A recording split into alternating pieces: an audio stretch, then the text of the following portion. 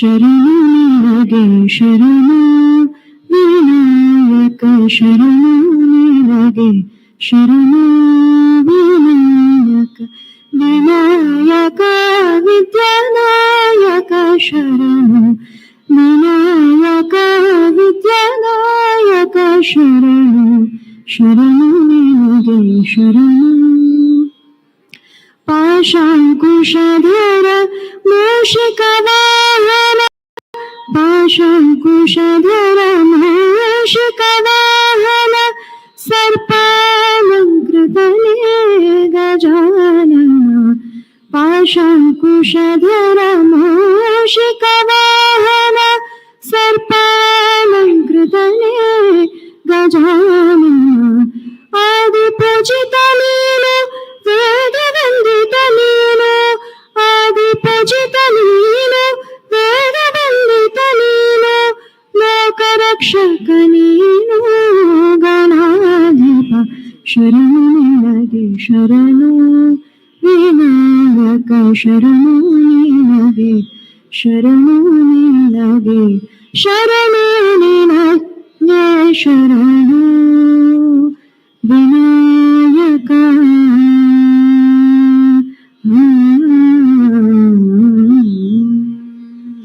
ನಮಸ್ತೆ. ಧನ್ಯವಾದಗಳು ಸಮಷ್ಟಿ. Now I request the respected Vice Chancellor Dr. K.N. Kattimani and the Chairman NABARD Shri Suchindra Mishraji to welcome the dignitaries with a floral bouquet. Chairman NABARD Shri Suchindra Mishraji will welcome Srimati Nirmala Sitharaman, the Honorable Minister of Finance, Government of India. Please.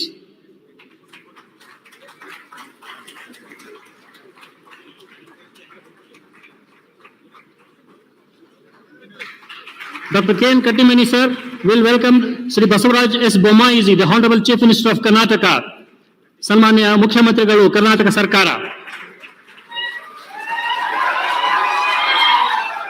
Suchindra Mishra sir will now welcome Sri Narendra Singh Tomar ji, the Honorable Union Minister of Agriculture and Farmer Welfare, Government of India.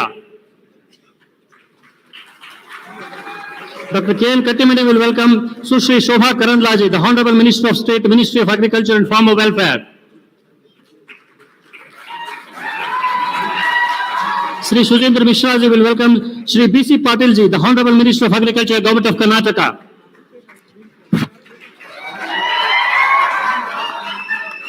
Dr. K.N. Kattimani will welcome Sri Shankar B. Patil Munenkoppa, the Honorable In Charge Minister, Raichur District, Government of Karnataka.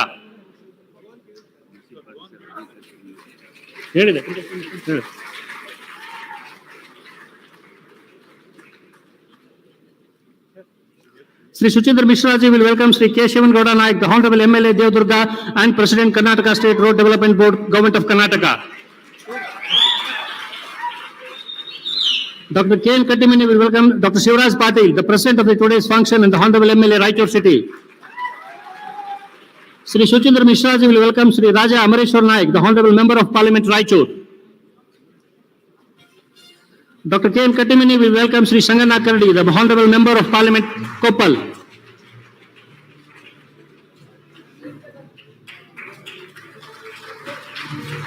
Dr. B.K. Desai, Director of Research, will welcome Sri Suchindra Mishra ji, Chairman NABARD. And Dr. M.G. Patil, DOE, will welcome Dr. K.N. Kattimani, Honorable Vice Chancellor. Simultaneously, I request the Director of Education and the Director of Research, U.S. Raichur, to welcome all the dignitaries sitting on the dais.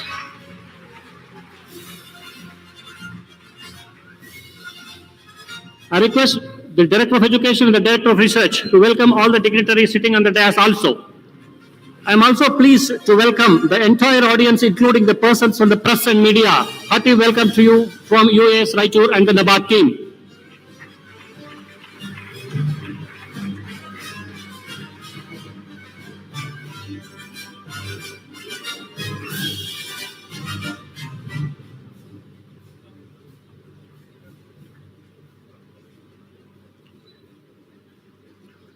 Thank you, sir. Now I request the dignitaries to light the lamp to signal the curtain riser of the Millet Conclave 22 with the lighting the lamp.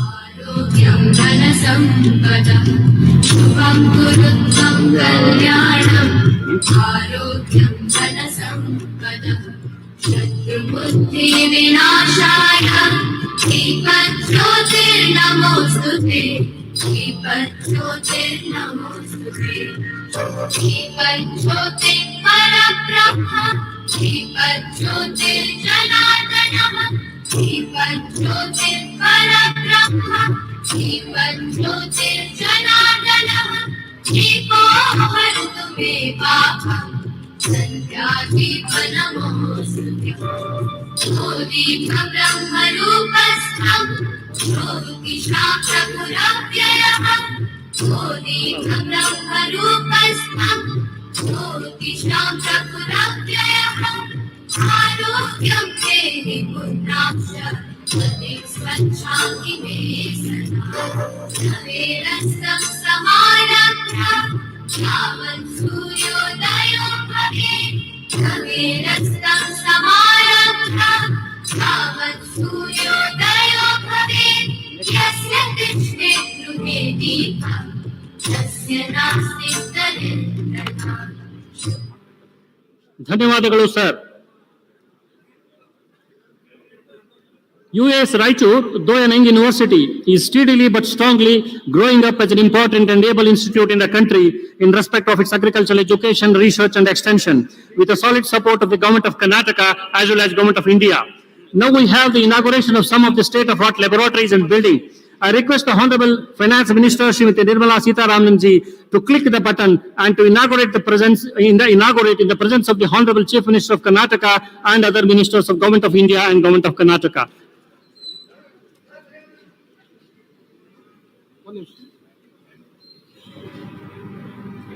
The Center for Excellence of Integrated Farming Systems, the Center for Hydroponics Technology, the Geospatial Technological Application Center, and the Vacuum Packaging Industry are the buildings of the laboratories being inaugurated today. Thank you very much, sir, and the madam. Now I request the PVS Surya Kumarji, Deputy Managing Director, NABARD, Mumbai, to address on key learnings of the seminar and the issues. Surya Kumar, sir, please.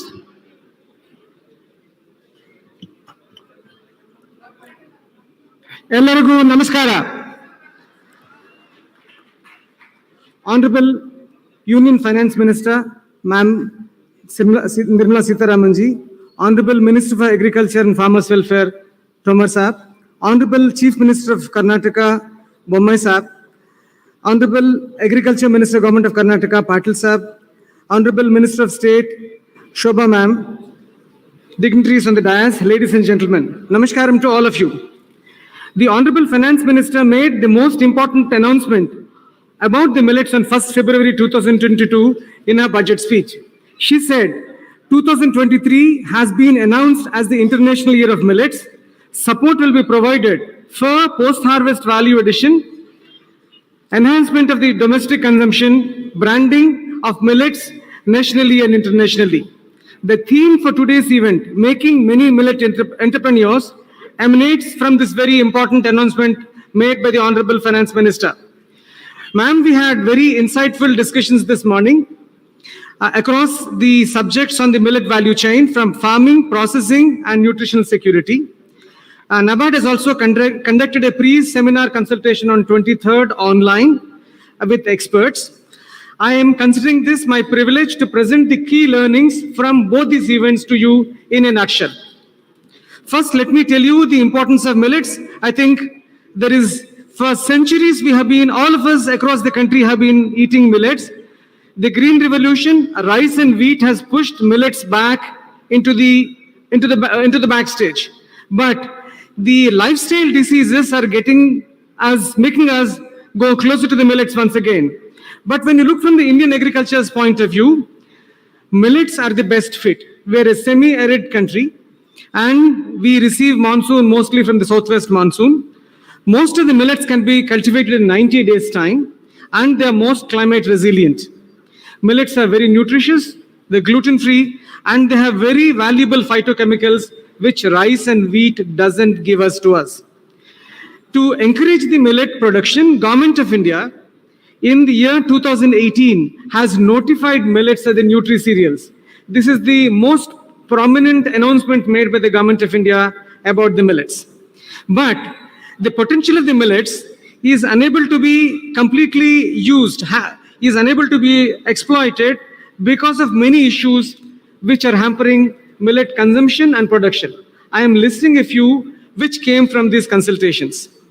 On the production front, the area under millets has been coming down drastically. We have lost around 60% of the area under millets in the last 6-7 years.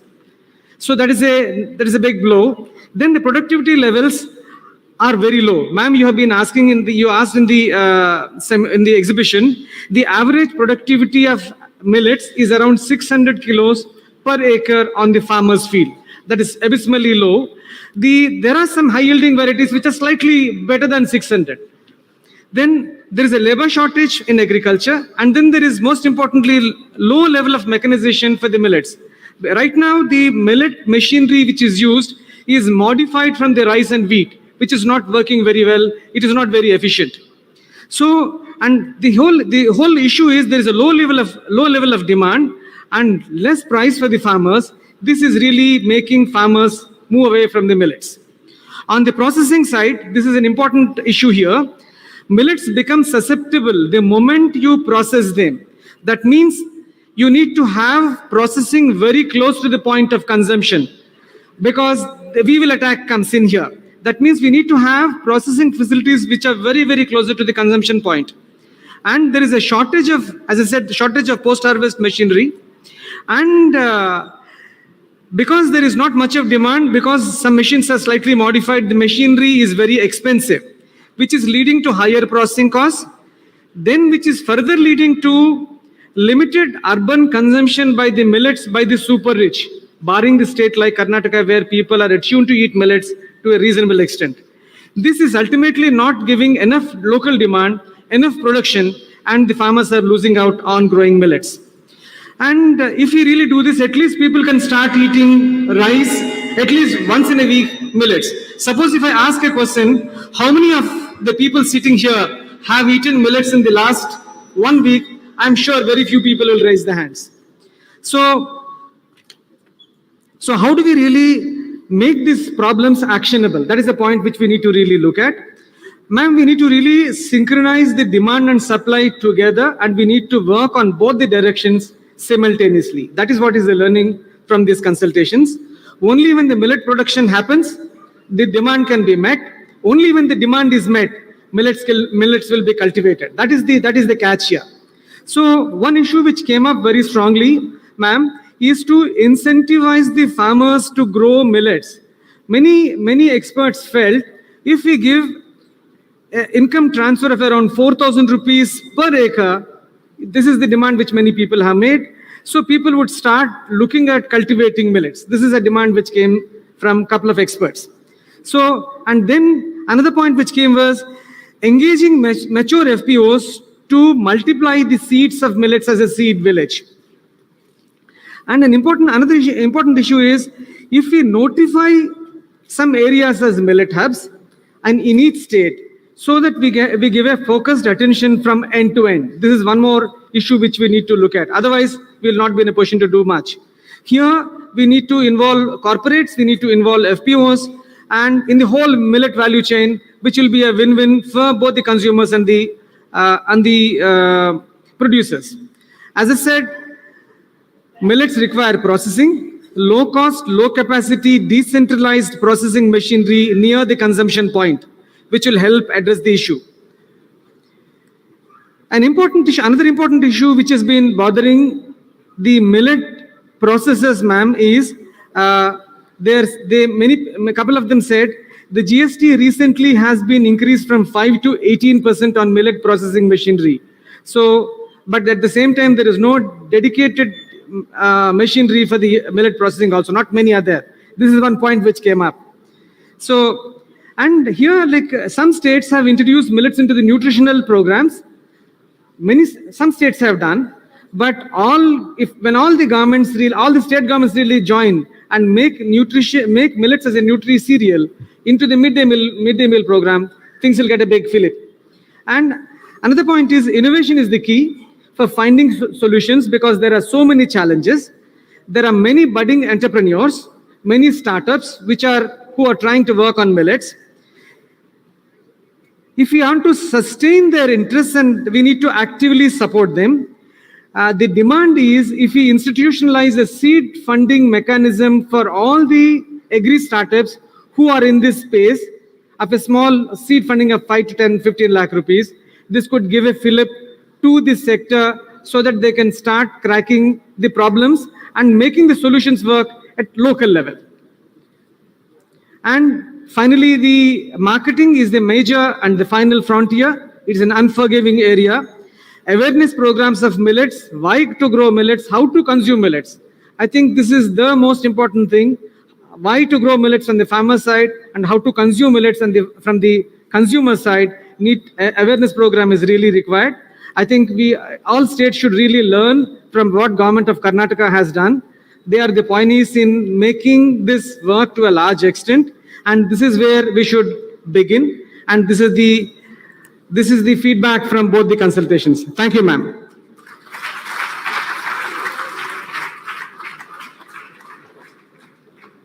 I thank Sri PVS Suryakumarji. Suryakumarji ಅವರು ಸಿರಿಧಾನ್ಯಗಳ ಒಂದು ಪ್ರಾಮುಖ್ಯತೆ, ಅದನ್ನು ಉತ್ಪಾದನೆ ಯಾವ ರೀತಿ ಹೆಚ್ಚಿಸಬೇಕು ಮತ್ತು ಉತ್ಪಾದನೆಯ ನಂತರ ರೈತರು ಎದುರಿಸಬೇಕಾದಂತಹ ಒಂದು ಮಾರುಕಟ್ಟೆಯ ಸಮಸ್ಯೆಗಳಾಗಿರ್ಬೋದು ಅಥವಾ ಇನ್ನಿತರ ವ್ಯಾಲ್ಯೂ ಎಡಿಷನ್ ಸಂಬಂಧಪಟ್ಟಂತಹ ಸಮಸ್ಯೆಗಳಾಗಿರ್ಬೋದು, ಎಲ್ಲವನ್ನು ಯಾವ ರೀತಿಯಾಗಿ ಟ್ಯಾಕಲ್ ಮಾಡಬೇಕು ಮತ್ತು ಒಟ್ಟಾರೆ ಉತ್ಪಾದನೆಯಲ್ಲಿ ಬರ್ತಕ್ಕಂತಹ ಸಮಸ್ಯೆಗಳನ್ನ ಇಲ್ಲಿ ಬಳಕೆಗೆ ತಂದಿದ್ದಾರೆ. I sincerely thank Sri PVS Suryakumarji, Deputy Managing Director, NABARD. Sir, Madam, there are some issues and constraints raised by the farmers, FPOs, millet processors, and millet startups, which may be hampering the production, processing, and marketing of the millets. Solutions to these may benefit the enhancement of the farmers' income and better nutrition to the consumers, and also will help to develop the policy matters. Now, I request some of the stakeholders to bring out their submissions to the Government of India as well as the Government of Karnataka. So there are some farmers and the stakeholders here. So first of all, I call upon Sri Chandrakant Sungur, FPO from Haveri, Karnataka, to highlight or to submit his information to the public. Chandrakant Sungur. Is he here? Yeah, please. Mic kodi, mic. Yes. Yes. Supriya Gowda, Selco Foundation. ದಯವಿಟ್ಟು ready ಇರಿ. Next ತಮ್ಮದು ಬರುತ್ತೆ. Chandrakant ಸುಗೂರ್. Hello, Chandrakant ಸುಗೂರ್. Yeah hello,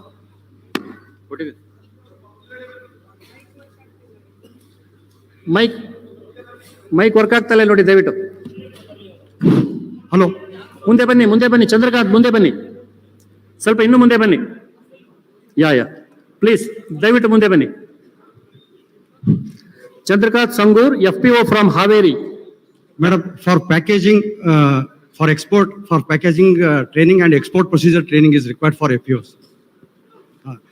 In India, madam, there is $1.2 is the cost of the average millets. In abroad, in US, that is $6 per kg. Difference is $4.8. What is the transportation cost? What is the procedure that FPO has to know? Thank you. Thank you. Supriya Gowda from Selco Foundation. GV Raghu, please. Hello, be ready. I'm Supriya from Selco Foundation. I would like to emphasize more on how do we look at millets from the angle of gender, and how do we create affordable clean energy solutions for especially women to processing, to set up the livelihood, to create their livelihood opportunities, especially for women, to address the climate change. Thank you. Thank you, Supriya. GV Raghu, please. Chairman, Tumkur Organics. Is he here? Hurry up. ದಯವಿಟ್ಟು ಮುಂದೆ ಬನ್ನಿ. ರಘು ಅವರೇ ಮುಂದೆ. Abhishek from KAPPEC and also Nilesh ಜೀವಾಮೃತ. ದಯವಿಟ್ಟು ನೀವೆಲ್ಲರೂ ಕೂಡ ready ಆಗಿರ್ಬೇಕು ಅಂತ ಕೇಳ್ಕೊತಾ ಇದ್ದೇವೆ. GV Raghu, please. Hello, ma'am. This is Abhishek I used to run a millet restaurant in Bangalore called Millet Mama. During COVID 2019, we had to close, but still we are running in for banquets and for catering. But once we closed the restaurant, wanted to somehow promote millets, and we have been big part with PM-FME program, Prime Minister formalization of micro food processing enterprises, and end of March 31st, Karnataka stood second place at a PM-FME program implementation. And this has been one of the very good programs in terms of setting up micro food enterprises with respect to millets and traditional industries like oil. About 75 oil industries have come up in Karnataka with respect from PM-FME from past 1 year. People don't dare to set up these traditional industries because of the marketing and the rates that they have to sell it in the market. But now they're able to do it because of government is incentivizing up to 50% with this programs and schemes. Somehow we feel that instead of selling, India being a very micro-oriented economic country, this thing, somehow we have to sell our culture rather than selling just food and food product like other industries. Somehow if PM-FME can also include little bit of service sector part of it, where it can be much more selling culture rather than this thing, it can drive more tourism. One district, one product is also part of PM-FME, it can drive that. And we can also help one restaurant, one millet product scheme kind of thing, where if you can incentivize a restaurant to have at least one millet based product, they can at least have like 10 meals a day, kind of have in their menu setup. It will definitely, I think it should be, millet should be much more consumption driven, demand driven rather than production driven kind of thing. So I think that is one key thing in the ground level which you have observed. Thank you. Thank you, Abhishek. GV Raghu, please. Good afternoon, sir. So I am Raghu GV, the chairperson, Tumkur Organic Farmers Producer Company, Tumkur, sir. So we have promoted FPO in Tumkur rainfed areas. So from 6 years we are doing that business through FPO. But however, we are not able to make a business of income from the business because in the rainfed area, the basic requirements for the FPOs is required, like some infrastructures like outlet, shops, and transportation charges. These are the burdens. Whatever the income we get, that goes to that our expenditure. So please kindly look at these FPOs where promoted in the rural areas, sir. This is my request, sir. Thank you, Raghu. Nilesh, Jivamruta, Natural Organics, Hyderabad. Hello, ma'am. Hello, Honorable Finance Minister and other dignitaries on the dais. My name is Nilesh. I am from Jivamrut, a startup based in Hyderabad. We are associated with ICAR and IMR. We are working in natural and organic food sector. We, through our technology and supply chain solutions, we are connecting farmers, FPOs and brands and organic stores with the consumers. Through this particular channel, I would like to seek support on a couple of areas from you. Number one, pricing and promotion. We see one of the major challenge in this particular sector. So any subsidies or funding for the stakeholders like farmers, FPOs, startups working in this particular sector would be really helpful. Number two, we see with fragmented supply, there is inconsistency in the product availability. In conventional market, we have APMCs like that, wherein availability of the product is there, and that particular issue is getting addressed in some way. However, in organic and natural sector, that particular link is not there. So some solution on that particular front would be really helpful. Thank you, ma'am. Thank you, Nilesh. Somesh, Sahaj Organics, is he here? So thank you very much. Madam, these are all some of the issues, but still there are many. We will bring them, compile them in the form of a proceedings and submit to you to your kind of information and please. Thank you. Now we move on to the special addresses. I request the Honorable Minister of Agriculture, Government of Karnataka, Sri B.C. Patil, sir, to address the issues.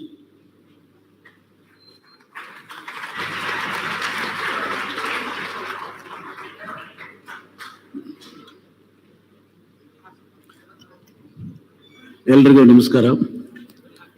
ಈ ದಿನ ರಾಯಚೂರಿನಲ್ಲಿ 2022ನೇ ಇಸ್ವಿಯಲ್ಲಿ millet ಕನ್ಕ್ಲೇವ್ ಅನ್ನು ಆಚರಣೆ ಮಾಡಿದ್ದೇವೆ.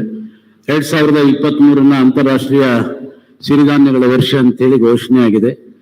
ಈ ಸಂದರ್ಭದಲ್ಲಿ curtain riser for international year of millets ಈ ಕಾರ್ಯಕ್ರಮದಲ್ಲಿ ವೇದಿಕೆಯಲ್ಲಿ ಉಪಸ್ಥಿತರಿರುವಂತಹ ಕರ್ನಾಟಕ ರಾಜ್ಯದ ಮುಖ್ಯಮಂತ್ರಿಗಳಾದಂತಹ ಸನ್ಮಾನ್ಯ ಶ್ರೀ ಬಸವರಾಜ ಬೊಮ್ಮಾಯಿಯವರೇ, ಭಾರತ ಸರ್ಕಾರದ ಫೈನಾನ್ಸ್ ಮಿನಿಸ್ಟರ್ ಆದಂತಹ ಶ್ರೀಮತಿ ನಿರ್ಮಲಾ ಸೀತಾರಾಮನ್ ಅವರೇ, ಭಾರತ ಸರ್ಕಾರದ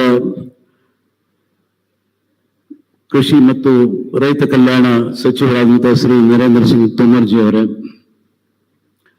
ಭಾರತ ಸರ್ಕಾರದ ಕೃಷಿ ಮತ್ತು ರೈತ ಕಲ್ಯಾಣ ರಾಜ್ಯ ಸಚಿವರಾದಂತಹ ಕುಮಾರಿ ಶೋಭಾ ಕರಂದ್ಲಾಜೆ ಅವರೇ, ಈ ಸಮಾರಂಭದ ಅಧ್ಯಕ್ಷತೆಯನ್ನು ವಹಿಸಿದಂತಹ ರಾಯಚೂರು ಶಾಸಕರಾದಂತಹ ಡಾಕ್ಟರ್ ಶಿವರಾಜ್ ಪಾಟೀಲ್ ಅವರೇ, ಸಂಸದರಾದಂತಹ ಅಮರೇಶ್ವರ್ ನಾಯ್ಕ್ ಅವರೇ, ಕಟ್ಟಿಮನಿ ಅವರು, ಜಿಲ್ಲಾ ಉಸ್ತುವಾರಿ ಸಚಿವರಾದಂತಹ ಶಂಕರ್ ಪಾಟೀಲ್ ಮುನೇಕೊಪ್ಪ ಅವರೇ, ಶಿವನಗೌಡ ನಾಯ್ಕ್ ಅವರೇ, ಕೊಪ್ಪಳ ಸಂಸದರಾದಂತಹ ಕರಡಿ ಸಂಗಣ್ಣವರೇ, ವೇದಿಕೆ ಮೇಲೆ ಉಪಸ್ಥಿತರಿರುವಂತಹ ಎಲ್ಲ ಶಾಸಕ ಮಿತ್ರರೇ, ಅಧಿಕಾರಿ ಮಿತ್ರರೇ, ಇಲ್ಲಿ ನೆರೆದಂತಹ ಎಲ್ಲ ಆತ್ಮೀಯ ಬಂಧುಗಳೇ, ರೈತ ಬಾಂಧವರೇ, it is our great honor that this program is being conducted at the University of Agricultural Science, Raichur, with the courtesy of our Finance Minister and her more interest about this function, Sri Nirmala Sitharaman ji, because of her kind cooperation, this program is being organized with the help of NABARD. In Karnataka, in 1951, 51 metric ton used to be grown. In 21-23, 314 metric ton millets is being grown. Karnataka earlier 16.46 lakh metric ton used to grown. Now it is 20 lakhs, 76 lakhs metric ton is being grown in Karnataka. In Karnataka, government of Karnataka is giving 10,000 rupees per hectare for the millet growers. For millet, small millet, minor millets, for four millet crops. And for processing of the millets, we are giving 50% subsidy up to 10 lakhs. 2023 is declared an international millet year, but that is international millet year is declared with the support of Government of India, and first Government of India took initiation. This should be organized on the advice of the Government of India. UNO has announced International Millet Year. Why we want to have millets? What is the advantage of this is millets are gluten-free, low glycemic index, high fiber, rich minerals and B vitamins. In Karnataka, I would like to bring a few information to the Finance Minister and Agriculture Minister. Earlier, we have 4 agriculture universities. Till 2020, in agriculture colleges, 40% reservation was kept for the children of the farmers. When Yediyurappa ji was the chief minister, in budget announcement, he announced that it was increased 40% to 50% in Karnataka. Now in Karnataka, 1,884 seats. This year, farmer children got 184 seats extra because of announcement of the reservation for the children of the farmers. When our chief minister took charge, first he announced in a single cabinet that Mukhyamantri Vidyanidhi, the scholarship for the children of farmers. This is the first time in India. Karnataka is the first state to announce and started giving the scholarship to the farmer children, that for 8th, 9th, 10th children's girls, we are giving 2,000 rupees per annum. And from PUC to degree and master degree and professional courses, we are giving 2,000 to 11,500 per annum to the farmer children, irrespective of caste community. And the children of SC, ST, those who get their scholarship in the quota of SC, ST, they are eligible for this farmers scholarship also. On 15th of August, our Honorable Chief Minister announced this scholarship is not only for the farmer children, even agriculture laborers children also will get from this year. Last year, we have given scholarship for 10 lakhs children in Karnataka. This is the first time. And from this year, our Chief Minister was so kind enough to give subsidy for the diesel in the name of Raita Shakti. This is the first time in India. Nowhere, no states have given. We are giving for cultivation of 1 acre of land from the beginning to end. One farmer require 20 liters of diesel. I requested the Chief Minister that the minimum 500 rupees can be given per liter, 25 liters of diesel. 1 liter diesel, 25 rupees up to 20 liters. It amounts comes to 500.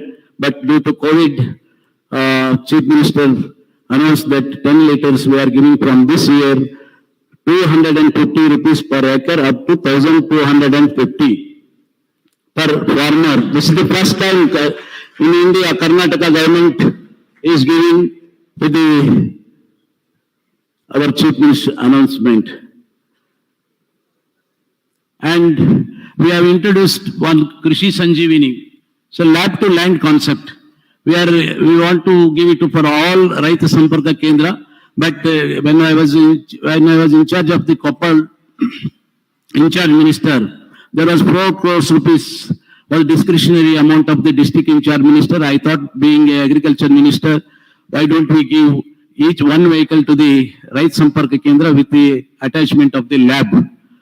That we succeeded in Koppal district, 20 Raita Samparka Kendra given 20 vehicles. This year we are giving 164 vehicles to every taluka, every important places where whenever a farmer feels there is some disease to his crop, he can call immediately. He can call toll-free number.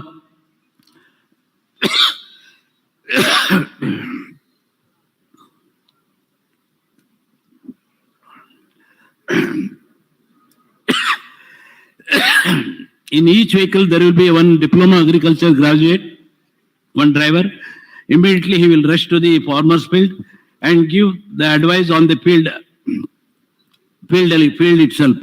This is, we call it as Krishi Sanjeevani. This is being popularized in Karnataka. Still, the government is looking forward to help the farmers. We are with the farmers.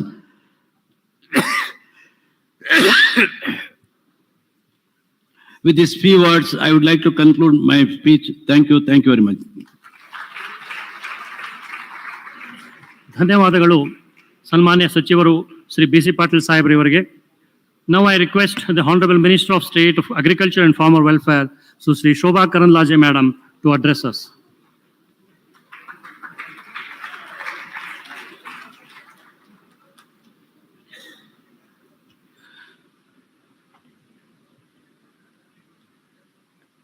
ರಾಜ್ಯದ ಸನ್ಮಾನ್ಯ ಮುಖ್ಯಮಂತ್ರಿಗಳಾಗಿರುವಂಥ ಬಸವರಾಜ ಬೊಮ್ಮಾಯಿ ಅವರೇ, respected Nirmala Sitaram ji, ಮಾನನೀಯ Narendra Singh Tomar ji, B C Patil ಅವರೇ, ಶಂಕರಗೌಡ ಮುನಿಯನ್ಕೊಪ್ಪ ಅವರೇ, ಶಿವನಗೌಡ ಪಾಟೀಲ್ ಅವರೇ, ಶಿವರಾಜ್ ಪಾಟೀಲ್ ಅವರೇ, ವೇದಿಕೆಯಲ್ಲಿರುವಂಥ ನನ್ನೆಲ್ಲ ಶಾಸಕ ಮಿತ್ರರೇ, ಅಧಿಕಾರಿ ಮಿತ್ರರೇ, ಇಷ್ಟೊಂದು ದೊಡ್ಡ ಸಂಖ್ಯೆಯಲ್ಲಿ ಬಂದಿರುವಂಥ ಎಲ್ಲ ರೈತ ಬಂಧುಗಳೇ, ಕೃಷಿ ವಿಜ್ಞಾನಿಗಳೇ, ಈ ಒಂದು ಕೃಷಿ ಮಹಾವಿದ್ಯಾಲಯದ VC ಮತ್ತು ಎಲ್ಲ ಪ್ರೊಫೆಸರ್ಗಳೇ, ಸೈಂಟಿಸ್ಟ್ಗಳೇ, ಬೇರೆ ಬೇರೆ ಸ್ಟಾರ್ಟಪ್ ಕಂಪನಿಯ ಜೊತೆ ಬಂದಿರುವಂಥ ಎಲ್ಲ ಸ್ಟಾರ್ಟಪ್ಗಳೇ, FEOಗಳೇ, ಎಲ್ಲ ವಿದ್ಯಾರ್ಥಿನಿಯರೇ, ಮಾಧ್ಯಮದ ಸ್ನೇಹಿತರೆ, ಇಲ್ಲಿ 2023 ಇಂಟರ್ನ್ಯಾಷನಲ್ ಇಯರ್ ಆಫ್ ಮಿಲ್ಲೆಟ್ಸ್ ಅಂತ ಹೇಳಿ ಘೋಷಣೆ ಆಗಿದೆ. ಇದನ್ನ ಘೋಷಣೆ ಮಾಡಿರುವಂಥದ್ದು ಭಾರತ ದೇಶ ಅಲ್ಲ, ಇದನ್ನ ಘೋಷಣೆ ಮಾಡಿರುವಂಥದ್ದು UNO, ಯುನೈಟೆಡ್ ನೇಷನ್ಸ್ ಆರ್ಗನೈಸೇಷನ್. ಭಾರತದ ಕೋರಿಕೆಯಂತೆ, ನರೇಂದ್ರ ಮೋದಿಯವರ ಕೋರಿಕೆಯಂತೆ ನಮ್ಮ ದೇಶ UN-ಗೆ ಕೋರಿಕೆ ಸಲ್ಲಿಸಿತ್ತು. ಮಿಲ್ಲೆಟ್ ಅನ್ನ ಮತ್ತೊಂದ್ಸಾರಿ ನಮ್ಮ ಜನರ ತಟ್ಟೆಗೆ ತರುವಂತ ಕೆಲಸ ಆಗ್ಬೇಕು, ಸಿರಿಧಾನ್ಯಗಳನ್ನ ನಮ್ಮ ತಟ್ಟೆಗೆ ತರಬೇಕು. ಕೇವಲ ಭಾರತ ಅಲ್ಲ, ವಿದೇಶಗಳಲ್ಲಿ ಕೂಡ ಮಿಲ್ಲೆಟ್ಟಿನಲ್ಲಿರುವಂತ ಅಥವಾ ಸಿರಿಧಾನ್ಯದಲ್ಲಿರುವಂತ ಒಳ್ಳೆಯ ಗುಣಾಂಶಗಳು ಏನು, ಖನಿಜಾಂಶಗಳೇನು, ವಿಟಮಿನ್ಗಳೇನು, ಇದನ್ನ ತಿಳಿಸುವಂತ ಕೆಲಸ ಆಗ್ಬೇಕು ಮತ್ತು ಅವರಿಗೆ ನಾವು ಕೊಡುವಂತ ಕೆಲಸ ಆಗ್ಬೇಕು ಅನ್ನುವಂತ ಯೋಚನೆಯನ್ನ ಮಾಡಿ ಅದರ ಬಗ್ಗೆ ಅಧ್ಯಯನವನ್ನ ಮಾಡಿಸಿ ಸನ್ಮಾನ್ಯ ನರೇಂದ್ರ ಮೋದಿ ಅವರು UN-ದಲ್ಲಿ ಒಂದು ಪತ್ರವನ್ನ ಕೊಟ್ಟಿದ್ರು. 2-3 ವರ್ಷದ ಹಿಂದೆ ಕೊಟ್ಟಂತ ಪತ್ರ ಕಳೆದ ವರ್ಷ 2023 ಅಂತಾರಾಷ್ಟ್ರೀಯ ಸಿರಿಧಾನ್ಯಗಳ ವರ್ಷ ಅಂತ UN ಘೋಷಣೆ ಮಾಡಿದೆ. ಇದಕ್ಕೆ ಸಂಬಂಧಪಟ್ಟಂತೆ ಬೇರೆ ಬೇರೆ ಕಾರ್ಯಕ್ರಮಗಳು ಇಡೀ ದೇಶದಾದ್ಯಂತ ನಡೀತಾ ಇದ್ದಾವೆ. ಮೊನ್ನೆ ಡೆಲ್ಲಿಯಲ್ಲಿ ಕೂಡ ಒಂದು ಸಿರಿಧಾನ್ಯಗಳ ಬೇರೆ ಬೇರೆ ರೀತಿಯ ಶೆರ್ಫ್ಗಳನ್ನ ಕರೆದು, ಯಾರು ಅಂತಾರಾಷ್ಟ್ರೀಯ ಮಟ್ಟದ ಶೆರ್ಫ್ಗಳಿದ್ದಾರೆ ಅಂತವರನ್ನ ಕರೆದು ಅವರ ಹತ್ರ ಇದರ ಬಗ್ಗೆ ತಿಂಡಿ ತಿನಿಸುಗಳನ್ನ ಮಾಡಿಸಿ ಮತ್ತು ಪ್ರದರ್ಶನವನ್ನ ಮಾಡಿಸಿ ಕಾರ್ಯಕ್ರಮವನ್ನ ಮಾನ್ಯ ತೋಮರ್ಜಿ ಅವರು ಉದ್ಘಾಟನೆಯನ್ನ ಮಾಡಿದ್ರು. ನಿರ್ಮಲಾ ಸೀತಾರಾಮನ್ ಅವರ ಮನಸ್ಸಲ್ಲಿ ನಿರಂತರವಾಗಿ ಒಂದು ಮಾತಿತ್ತು, ಉತ್ತರ ಕರ್ನಾಟಕದಲ್ಲಿ, ಅದೂ ಮುಖ್ಯವಾಗಿ ನಮ್ಮ ಕಲ್ಯಾಣ ಕರ್ನಾಟಕದಲ್ಲಿ ರಾಯಚೂರನ್ನ ಕೇಂದ್ರ ಮಾಡಿಕೊಂಡು ಈ ಮಿಲ್ಲೆಟ್ಸ್ ಅನ್ನ ಅಂತಾರಾಷ್ಟ್ರೀಯ ಮಟ್ಟಕ್ಕೆ ಪರಿಚಯ ಮಾಡಿಸುವಂತ ಒಂದು ಕಾರ್ಯಾಗಾರ ಆಗ್ಬೇಕು ಅನ್ನುವಂಥದ್ದು ಇತ್ತು. ಕಳೆದ ತಿಂಗಳು ಇದು ಫಿಕ್ಸ್ ಆಗಿತ್ತು. ಬೇರೆ ಬೇರೆ ಕಾರಣಕ್ಕೆ ಹಲವಾರು ಜನ ಮಂತ್ರಿಗಳು ಅಥವಾ ಅಧಿಕಾರಿಗಳು ವಿದೇಶ ಅಥವಾ ಲೋಕಸಭಾ ಸೆಷನ್ ಇದೆಲ್ಲ ಇರುವ ಕಾರಣಕ್ಕದು ಈ ತಿಂಗಳಿಗೆ ಪೋಸ್ಟ್ಪೋನ್ ಆಗಿ ಇವತ್ತು ನಡೀತಾ ಇದೆ. ಬೆಳಗಿನಿಂದ ಇಲ್ಲಿ ಟೆಕ್ನಿಕಲ್ ಸೆಷನ್ ನಡೆದಿದೆ. ಹಲವಾರು ಜನ ಮಿಲ್ಲೆಟ್ಸಿನ ಪದಾರ್ಥಗಳನ್ನ ತಯಾರು ಮಾಡಿ ಹೇಗೆ ಲಾಭವನ್ನ ಗಳಿಸಬಹುದು ಅನ್ನುವಂಥದ್ದನ್ನ ಸ್ವತಃ ತಮ್ಮ ಅನುಭವವನ್ನು ಕೂಡ ಇಲ್ಲಿ ನಿಮ್ಮ ಮುಂದೆ ಹಂಚಿಕೊಂಡಿದ್ದಾರೆ. ಒಂದು ಕಾಲದಲ್ಲಿ ಮಿಲ್ಲೆಟ್ಸ್ ಭಾರತೀಯರ ತಟ್ಟೆಯಲ್ಲಿತ್ತು, ನಮ್ಮೆಲ್ಲರ ತಟ್ಟೆಯಲ್ಲಿ ಮಿಲ್ಲೆಟ್ಸ್ ಇತ್ತು. ರಾಗಿ ತಿಂತಿದ್ರು, ಜೋಳ ನೀವು ತಿಂತೀರಿ ಉತ್ತರ ಕರ್ನಾಟಕದವರು, ನವಣೆ ತಿಂತಿದ್ರು, ಅರ್ಕ ತಿಂತಿದ್ರು, ಎಲ್ಲವನ್ನ ತಿಂತಿದ್ರು. ಆದ್ರೆ ಒಂದು ಕಾಲದಲ್ಲಿ ಯಾವಾಗ ಅವರು ತಿಂತಿದ್ರು ಅದರ ನಂತರ ಜನಸಂಖ್ಯೆ ಜಾಸ್ತಿ ಆಯ್ತು, ಭಾರತಕ್ಕೆ ಆಹಾರದ ಕೊರತೆ ಆಯ್ತು. ಬೇರೆ ದೇಶಗಳಿಂದ ಗೋಧಿಯನ್ನ, ಅಲ್ಲಿ ಹಂದಿಗೆ ಹಾಕುವಂತ ಗೋಧಿಯನ್ನ ಭಾರತ ಇಂಪೋರ್ಟ್ ಮಾಡ್ಕೊಳ್ಳುವಂತ, ನಮ್ಮ ದೇಶಕ್ಕೆ ತರಿಸ್ಕೊಳ್ಳುವಂತ ಪರಿಸ್ಥಿತಿ ಬಂತು. ಅಲ್ಲಿರುವಂತ ಬಿಸಾಕುವಂತ ಅಕ್ಕಿಯನ್ನ ಭಾರತ ತರಿಸ್ಕೊಳ್ಳುವಂತ ಪರಿಸ್ಥಿತಿ ಬಂತು. ನಾವು ಚಿಕ್ಕವರಿರುವಂತ ಸಂದರ್ಭದಲ್ಲಿ ನಾವೇ ನೋಡಿದ್ವಿ, ನಮ್ಮ ಶಾಲೆಯಲ್ಲಿ ಸಜ್ಜಿಗೆ ಅಂತ ಕೊಡ್ತಾ ಇದ್ರು. ವಿದೇಶದಿಂದ ಬಂದಂತ ಗೋಧಿಯಿಂದ ಮಾಡಿದಂತ ಸಜ್ಜಿಗೆಯನ್ನ ನಮ್ಗೆಲ್ಲರಿಗೂ ತಿನ್ನಿಸ್ತಾ ಇದ್ರು. ಹಸಿರು ಕ್ರಾಂತಿ ಆಯ್ತು. ಹಸಿರು ಕ್ರಾಂತಿಯ ಮೂಲಕ ಗೋಧಿ ಮತ್ತು ಅಕ್ಕಿಗೆ, ಭತ್ತಕ್ಕೆ ಹೆಚ್ಚಿನ ಆದ್ಯತೆ ಸಿಕ್ತು. ನಮ್ಮ ತಟ್ಟೆಯಿಂದ ನಮ್ಮ ಸಿರಿಧಾನ್ಯಗಳು ಕಾಣೆಯಾಯಿತು. ಆದ್ರೆ ಇವತ್ತು ಡಾಕ್ಟರ್ ಹೇಳ್ತಾರೆ, ನೀವು ಅನ್ನ ತಿನ್ಬೇಡಿ, ಡಯಾಬಿಟಿಕ್ ಆಗಿದ್ದೀರಿ, ನೀವು ಗೋಧಿ ತಿನ್ಬೇಡಿ, ಡಯಾಬಿಟಿಕ್ ಆಗಿದ್ದೀರಿ, ಬೇರೆ ಏನಾದ್ರೂ ತಿನ್ನಿ, ಸಿರಿಧಾನ್ಯ ತಿನ್ನಿ ಅನ್ನುವಂಥದ್ದನ್ನ ಇವತ್ತು ಹೇಳ್ತಾರೆ. ಅಂದ್ರೆ ನಮ್ಮ ಹಿರಿಯರು ಏನು ಯೋಚನೆಯನ್ನ ಮಾಡಿದ್ರು, ಏನು ತಿಂತಿದ್ರು, ಹೇಗೆ ನಡ್ಕೊಂತಿದ್ರು, ಅದು ಯೋಗ ಇರ್ಬೋದು, ಧ್ಯಾನ ಇರ್ಬೋದು, ನಾವು ತಿನ್ನುವಂತ ಆಹಾರ ಇರ್ಬೋದು, ಅಥವಾ ನಮ್ಮ ಆಯುರ್ವೇದಿಕ್ ಸಿಸ್ಟಮ್ ಇರ್ಬೋದು, ಇದೆಲ್ಲವನ್ನು ಕೂಡ ಸಾವಿರಾರು ವರ್ಷಗಳ ತಪಸ್ಸಿನ ಆಧಾರದಲ್ಲಿ ಅವರು ಕೊಂಡಂತ ವೈಜ್ಞಾನಿಕ ಸತ್ಯವನ್ನ ಜನಕ್ಕೆ ಕೊಟ್ಟಿದ್ರು. ಜನ ಅದನ್ನ ಪಾಲನೆ ಮಾಡ್ತಾ ಇದ್ರು. ಆದ್ರೆ ನಿಧಾನಕ್ಕೆ ಬಿಟ್ಟ ಪರಿಣಾಮವಾಗಿ ಇವತ್ತು ಮನೆಗೊಬ್ಬ ಡಯಾಬಿಟಿಕ್ ಇದ್ದಾರೆ, 4 ಮನೆಗೊಬ್ಬ ಕ್ಯಾನ್ಸರ್ ಪೇಷಂಟ್ ಇದ್ದಾರೆ. ನಮ್ಮ ಅಕ್ಕಪಕ್ಕದ ಮನೆಯಲ್ಲೇ ಕಿಡ್ನಿ ರೋಗಿಗಳು, ಹಾರ್ಟ್ ಪ್ರಾಬ್ಲಮ್ ಇರುವವರು, ಇಂಥವರು ಹಲವಾರು ಜನರನ್ನು ನಾವು ನೋಡ್ತಾ ಇದ್ದೀವಿ. ಮತ್ತೆ ಭಾರತದ ಈ ಪದ್ಧತಿಯನ್ನ ವಾಪಸ್ ತರಬೇಕು. ಅದಕ್ಕಾಗಿ ಯೋಗ ಇವತ್ತು ಇಂಟರ್ನ್ಯಾಷನಲ್ ಡೇ ಆಫ್ ಯೋಗ ಆಗಿ ಪ್ರಪಂಚದ ಎಲ್ಲ ದೇಶಗಳು ಯೋಗ ಮಾಡ್ತಿದ್ದಾವೆ. ಎಲ್ಲ ದೇಶಗಳು ಆಯುರ್ವೇದ ಕಲಿಯಕ್ಕೆ ಭಾರತಕ್ಕೆ ಬರ್ತಾ ಇದ್ದಾವೆ. ಅದಕ್ಕಾಗಿ ಇವತ್ತು ಪ್ರಧಾನಿಯವರ ಮುಂದಿನ ಹೆಜ್ಜೆ ಇಟ್ಟಂತ ಹೆಜ್ಜೆ ಅದು ಭಾರತದಲ್ಲಿರುವಂತ ಸಿರಿಧಾನ್ಯಗಳನ್ನ ಅಂತಾರಾಷ್ಟ್ರೀಯ ಮಟ್ಟಕ್ಕೆ ಏರಿಸಬೇಕು. ಇದು ನಮ್ಮ ಸಂಕಲ್ಪ. ಈ ಸಂಕಲ್ಪಕ್ಕೆ ಇವತ್ತು ನಾವೆಲ್ಲರೂ ಜೋಡಣೆ ಆಗ್ಬೇಕು. ಕರ್ನಾಟಕದ ಜನಕ್ಕೆ ಮಿಲ್ಲೆಟ್ ತಿನ್ನಿ ಅಂತ ಹೇಳುವಂತ ಬುದ್ಧಿ ಹೇಳುವಂತ ಅಗತ್ಯ ಇಲ್ಲ. ಯಾಕಂದ್ರೆ ದಕ್ಷಿಣ ಕರ್ನಾಟಕದ ಜನ ದಿನಕ್ಕೆ ಒಂದು ಹೊತ್ತಾದ್ರೂ ರಾಗಿ ಮುದ್ದೆ ತಿನ್ಲೇಬೇಕು, ರಾಗಿ ರೊಟ್ಟಿ ತಿನ್ಲೇಬೇಕು. ಉತ್ತರ ಕರ್ನಾಟಕದ ಜನಕ್ಕೆ ಒಂದು ಹೊತ್ತಾದ್ರೂ ಜೋಳದ ರೊಟ್ಟಿ ತಿನ್ಲೇಬೇಕು, ಇಲ್ಲಾಂದ್ರೆ ಆಗಲ್ಲ. ಅದಕ್ಕಾಗಿ ನಮ್ಗೆ ಯಾರು ಮಿಲ್ಲೆಟ್ ತಿನ್ನಿ ಅನ್ನುವಂಥದ್ದನ್ನು ಹೇಳುವಂತ ಅಗತ್ಯ ಇಲ್ಲ. ಬೇಕಾದ್ರೆ ನಂಗೆ ಹೇಳ್ಬೋದು, ಯಾಕಂದ್ರೆ ದಕ್ಷಿಣ ಕನ್ನಡದ ಜನ ನಾವು ಬಂದವರು, ನಾವು ತಿನ್ನಲ್ಲ. ಈಗ ನಿಮ್ ಜೊತೆ ಕಲ್ತು ನಾವು ತಿನ್ನಕ್ಕೆ ಶುರು ಮಾಡಿದೀವಿ. ಆದ್ರೆ ಇದನ್ನ ನಾವು ಅಂತಾರಾಷ್ಟ್ರೀಯ ಮಟ್ಟಕ್ಕೆ ತಗೊಂಡು ಹೋಗ್ಬೋದಾ? ಯಾಕೆ ನಾವು ಮಿಲ್ಲೆಟ್ ಒಂದು ಆರೋಗ್ಯಕ್ಕೆ ಒಳ್ಳೇದು ಎಲ್ಲರೂ ಹೇಳಿದ್ರು. ಎರಡನೇದು, ಭಾರತದ ಬಹಳ ದೊಡ್ಡ ಪ್ರಮಾಣದ ಭೂಮಿ ಮಳೆ ಆಧಾರಿತ ಭೂಮಿ. ನಾವು ಇನ್ನೂ ಕೂಡ ಎಲ್ಲ ಜಮೀನಿಗೆ ನೀರಾವರಿ ಕೊಡಕ್ಕಾಗಿಲ್ಲ. ಮಿಲ್ಲೆಟ್ ಬೆಳೆಯುವಂಥದ್ದು ಮಳೆ ಆಧಾರಿತ ಪ್ರದೇಶದಲ್ಲಿ ನಾವು ಮಿಲ್ಲೆಟ್ ಅನ್ನು ಬೆಳಿಬಹುದು. ಇವತ್ತು ಭತ್ತಕ್ಕೆ ಹೆಚ್ಚು ನೀರು ಬೇಕು, ಕಬ್ಬಿಗೆ ಹೆಚ್ಚು ನೀರು ಬೇಕು. ಇದೆರಡು ಆರೋಗ್ಯಕ್ಕೆ ಸರಿ ಇಲ್ಲ ಅಂತ ಡಾಕ್ಟರ್ ಹೇಳ್ತಾರೆ. ಅದಕ್ಕಾಗಿ ಇವತ್ತು ಕಡಿಮೆ ನೀರಿರುವಂತ ಪ್ರದೇಶದಲ್ಲಿ, ಮಳೆಯಾಧಾರಿತ ಪ್ರದೇಶದಲ್ಲಿ ನಮ್ಮ ಮಿಲ್ಲೆಟ್ ಅನ್ನು ಬೆಳೆಸಕ್ಕೆ ಸಾಧ್ಯ ಇದೆ. ನಮ್ಮ ಜೋಳವನ್ನ, ನಮ್ಮ ರಾಗಿಯನ್ನ, ನಮ್ಮ ನವಣೆಯನ್ನ ನಾವು ಬೆಳೆಸಕ್ಕೆ ಸಾಧ್ಯ ಇದೆ, ಜನಕ್ಕೆ ತಿನ್ಸಕ್ಕೆ ಸಾಧ್ಯ ಇದೆ. ಕೇವಲ ನಮ್ಮ ದೇಶ ತಿನ್ನೋದು ಮಾತ್ರ ಅಲ್ಲ, ಅಂತಾರಾಷ್ಟ್ರೀಯ ಮಟ್ಟದಲ್ಲಿ ನಾವು ಇದನ್ನ ಬೆಳೆಸಬೇಕು. ಇವತ್ತು ನಮ್ಮ ಪ್ರಧಾನಿಯವರು ಡಬಲ್ ದಿ ಫಾರ್ಮರ್ ಇನ್ಕಮ್ ಅಂತ ಹೇಳಿದ್ದಾರೆ. ರೈತರ ಆದಾಯವನ್ನ ಇಮ್ಮಡಿಗೊಳಿಸ್ಬೇಕು. ಹೇಗೆ ಇಮ್ಮಡಿಗೊಳಿಸೋದು? ನಾವೆಲ್ಲ ಒಂದು ಸಣ್ಣ ರೈತರು. ಅದಕ್ಕಾಗಿ ಮೋದಿಯವರು ಹೇಳಿದ್ರು, ಸಣ್ಣ ರೈತರನ್ನ ಒಟ್ಟು ಮಾಡಕ್ಕೆ ಕೃಷಿ ಉತ್ಪಾದಕರ ಸಂಘ ಮಾಡಿ, FAOಗಳನ್ನ ಮಾಡಿ, ಎಲ್ಲ ರೈತರನ್ನ ಒಟ್ಟು ಸೇರಿಸಿ. ಕೇವಲ ಕೃಷಿ ಉತ್ಪಾದನೆ ಬಗ್ಗೆ ಇವತ್ತು ನಮ್ಮ ಸರ್ಕಾರ ಮಾತಾಡ್ತಾ ಇಲ್ಲ.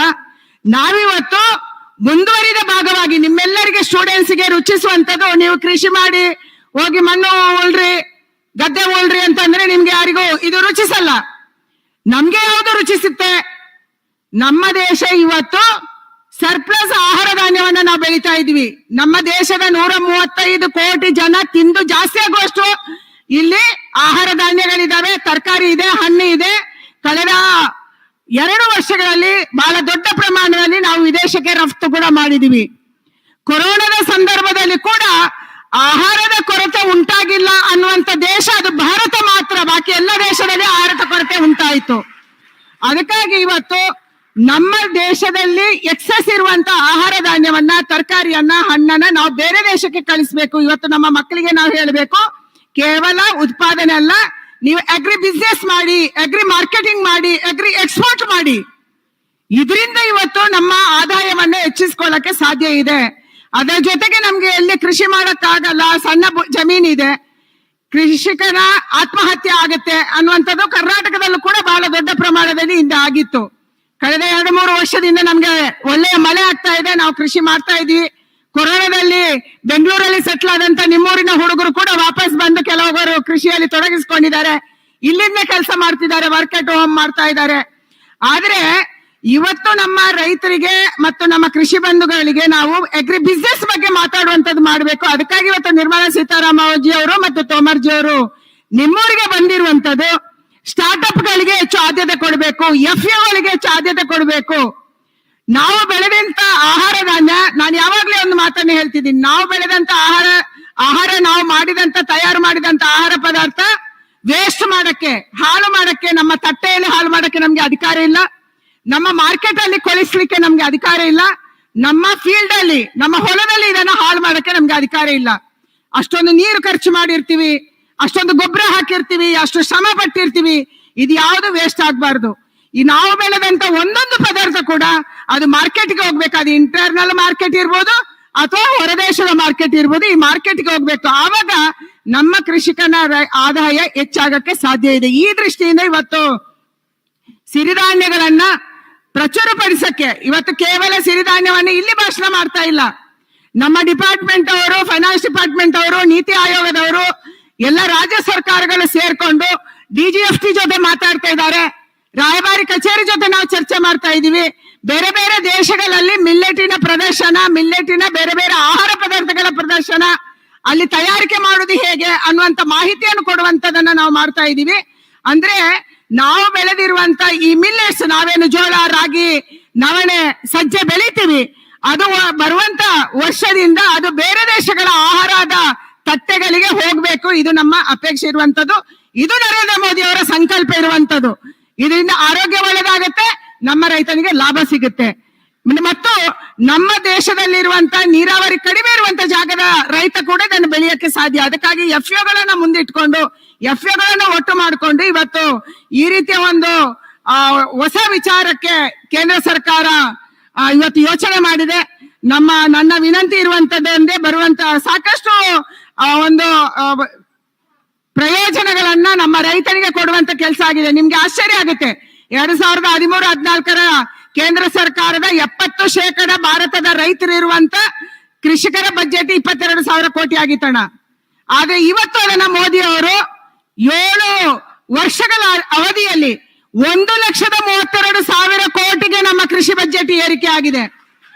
ಅಷ್ಟು ಮಾತ್ರ ಅಲ್ಲ, 1 ಲಕ್ಷ ಕೋಟಿ ರೂಪಾಯಿ ಅಗ್ರಿ ಇನ್ಫ್ರಾಸ್ಟ್ರಕ್ಚರ್ ಫಂಡ್ ಅಲ್ಲಿ ಇಟ್ಟಿದ್ದಾರೆ. ಅಗ್ರಿಕಲ್ಚರ್ ಇನ್ಫ್ರಾಸ್ಟ್ರಕ್ಚರ್ ಫಂಡ್ ಅಂದ್ರೆ ಏನು?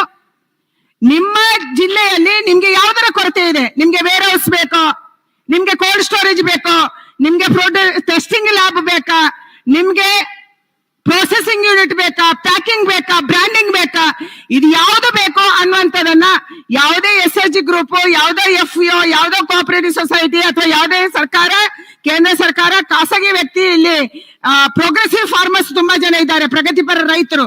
ನೀವು ಕೃಷಿ ಈ ಒಂದು ಅಗ್ರಿಕಲ್ಚರ್ ಇನ್ಫ್ರಾಸ್ಟ್ರಕ್ಚರ್ ಫಂಡ್ ಅನ್ನು ಉಪಯೋಗ ಮಾಡಿಕೊಂಡು ಈ ಎಲ್ಲ ಸೌಲಭ್ಯಗಳನ್ನ ನಿಮ್ಮ ಜಿಲ್ಲೆಗೆ, ನಿಮ್ಮ ಭಾಗಕ್ಕೆ, ನಿಮ್ಮ ಹೋಬಳಿಗೆ ಕ್ರಿಯೇಟ್ ಮಾಡ್ಕೋಬಹುದು.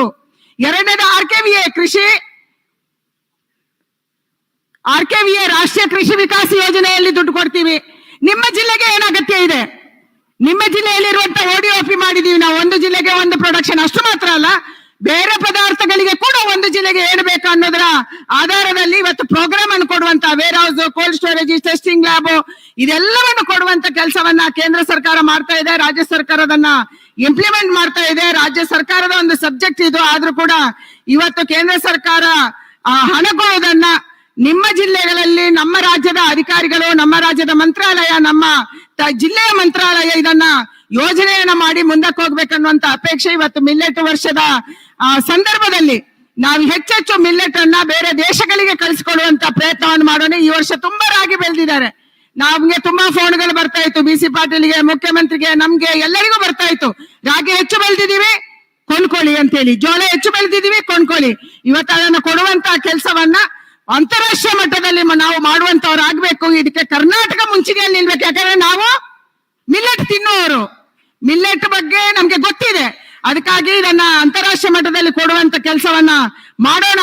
ಇದಕ್ಕೆ ಅಪೇಡ, GGFT, ಎಂಬೆಸಿಗಳು, ಕೇಂದ್ರ ಸರ್ಕಾರ, ರಾಜ್ಯ ಸರ್ಕಾರ ನಿಮ್ಮ ಜೊತೆಗಿದೆ ಅನ್ನುವಂತ ಮಾತನ್ನು ಹೇಳಿ, ನಿಮ್ಮೆಲ್ಲರಿಗೆ ಕೂಡ ಈ ಒಂದು ಒಳ್ಳೆಯ ಕಾರ್ಯಕ್ರಮವನ್ನ ಇವತ್ತು ಈ ಯೂನಿವರ್ಸಿಟಿಯಲ್ಲಿ ಆಯೋಜನೆ ಮಾಡಿದೆ. ಕೇಂದ್ರ ಸರ್ಕಾರ, ರಾಜ್ಯ ಸರ್ಕಾರ ಒಟ್ಟು ಸೇರಿ, ಯೂನಿವರ್ಸಿಟಿ ಒಟ್ಟು ಸೇರಿ ನಿಮ್ಮೆಲ್ಲರ ಸಹಕಾರದಿಂದ ಆಗಿದೆ. ಇದನ್ನು ಮಾಡುವಂತ ಒಂದು ಇದರಲ್ಲಿ ಯಶಸ್ವಿ ಆಗಂತ, ಹೇಗೆ ಮೋದಿ ಅವರು ಎಲ್ಲದರಲ್ಲೂ ಯಶಸ್ವಿ ಆಗಿದ್ದಾರೆ, ಮಿಲ್ಲೆಟ್ ಅನ್ನ ಜಗತ್ತಿಗೆ ಪರಿಚಯ ಮಾಡೋದ್ರಲ್ಲಿ ಕೂಡ ಯಶಸ್ವಿ ಆಗ್ಲಿ ಅನ್ನುವಂತ ಆಶಯವನ್ನ ವ್ಯಕ್ತ ಮಾಡಿ, ಇದಕ್ಕೆ ನಿಮ್ಮ ಸಹಕಾರ ಬೇಕನ್ನುವಂತ ವಿನಂತಿಯನ್ನ ಮಾಡಿ, ನಿಮ್ಮೆಲ್ಲರಿಗೆ ಕೂಡ ವಂದನೆಯನ್ನು ಸಲ್ಲಿಸಿ ನನ್ನ ಮಾತು ಮುಗಿಸ್ತೀನಿ. ನಮಸ್ಕಾರ, ಜೈ ಹಿಂದ್. ಧನ್ಯವಾದಗಳು ಶೋಭಾ ಕರಂದ್ಲಾಜೆ ಮೇಡಮ್ ಅವರಿಗೆ. ಗೌರವಾನ್ವಿತ ಮುಖ್ಯಮಂತ್ರಿಗಳು ಕರ್ನಾಟಕ ಸರ್ಕಾರ ಶ್ರೀ ಬಸವರಾಜ ಬೊಮ್ಮಾಯಿ ಸರ್ ಅವರು ನಮ್ಮನ್ನು ಉದ್ದೇಶಿಸಿ 4 ಮಾತಾಡಬೇಕು ಅಂತ ಕೇಳ್ಕೊಳ್ತಾ ಇದ್ದೇನೆ.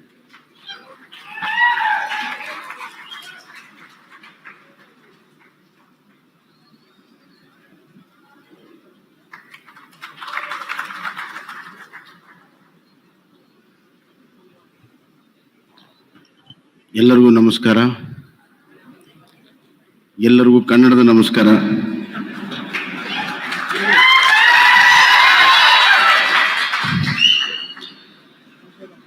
ಆತ್ಮೀಯರೇ,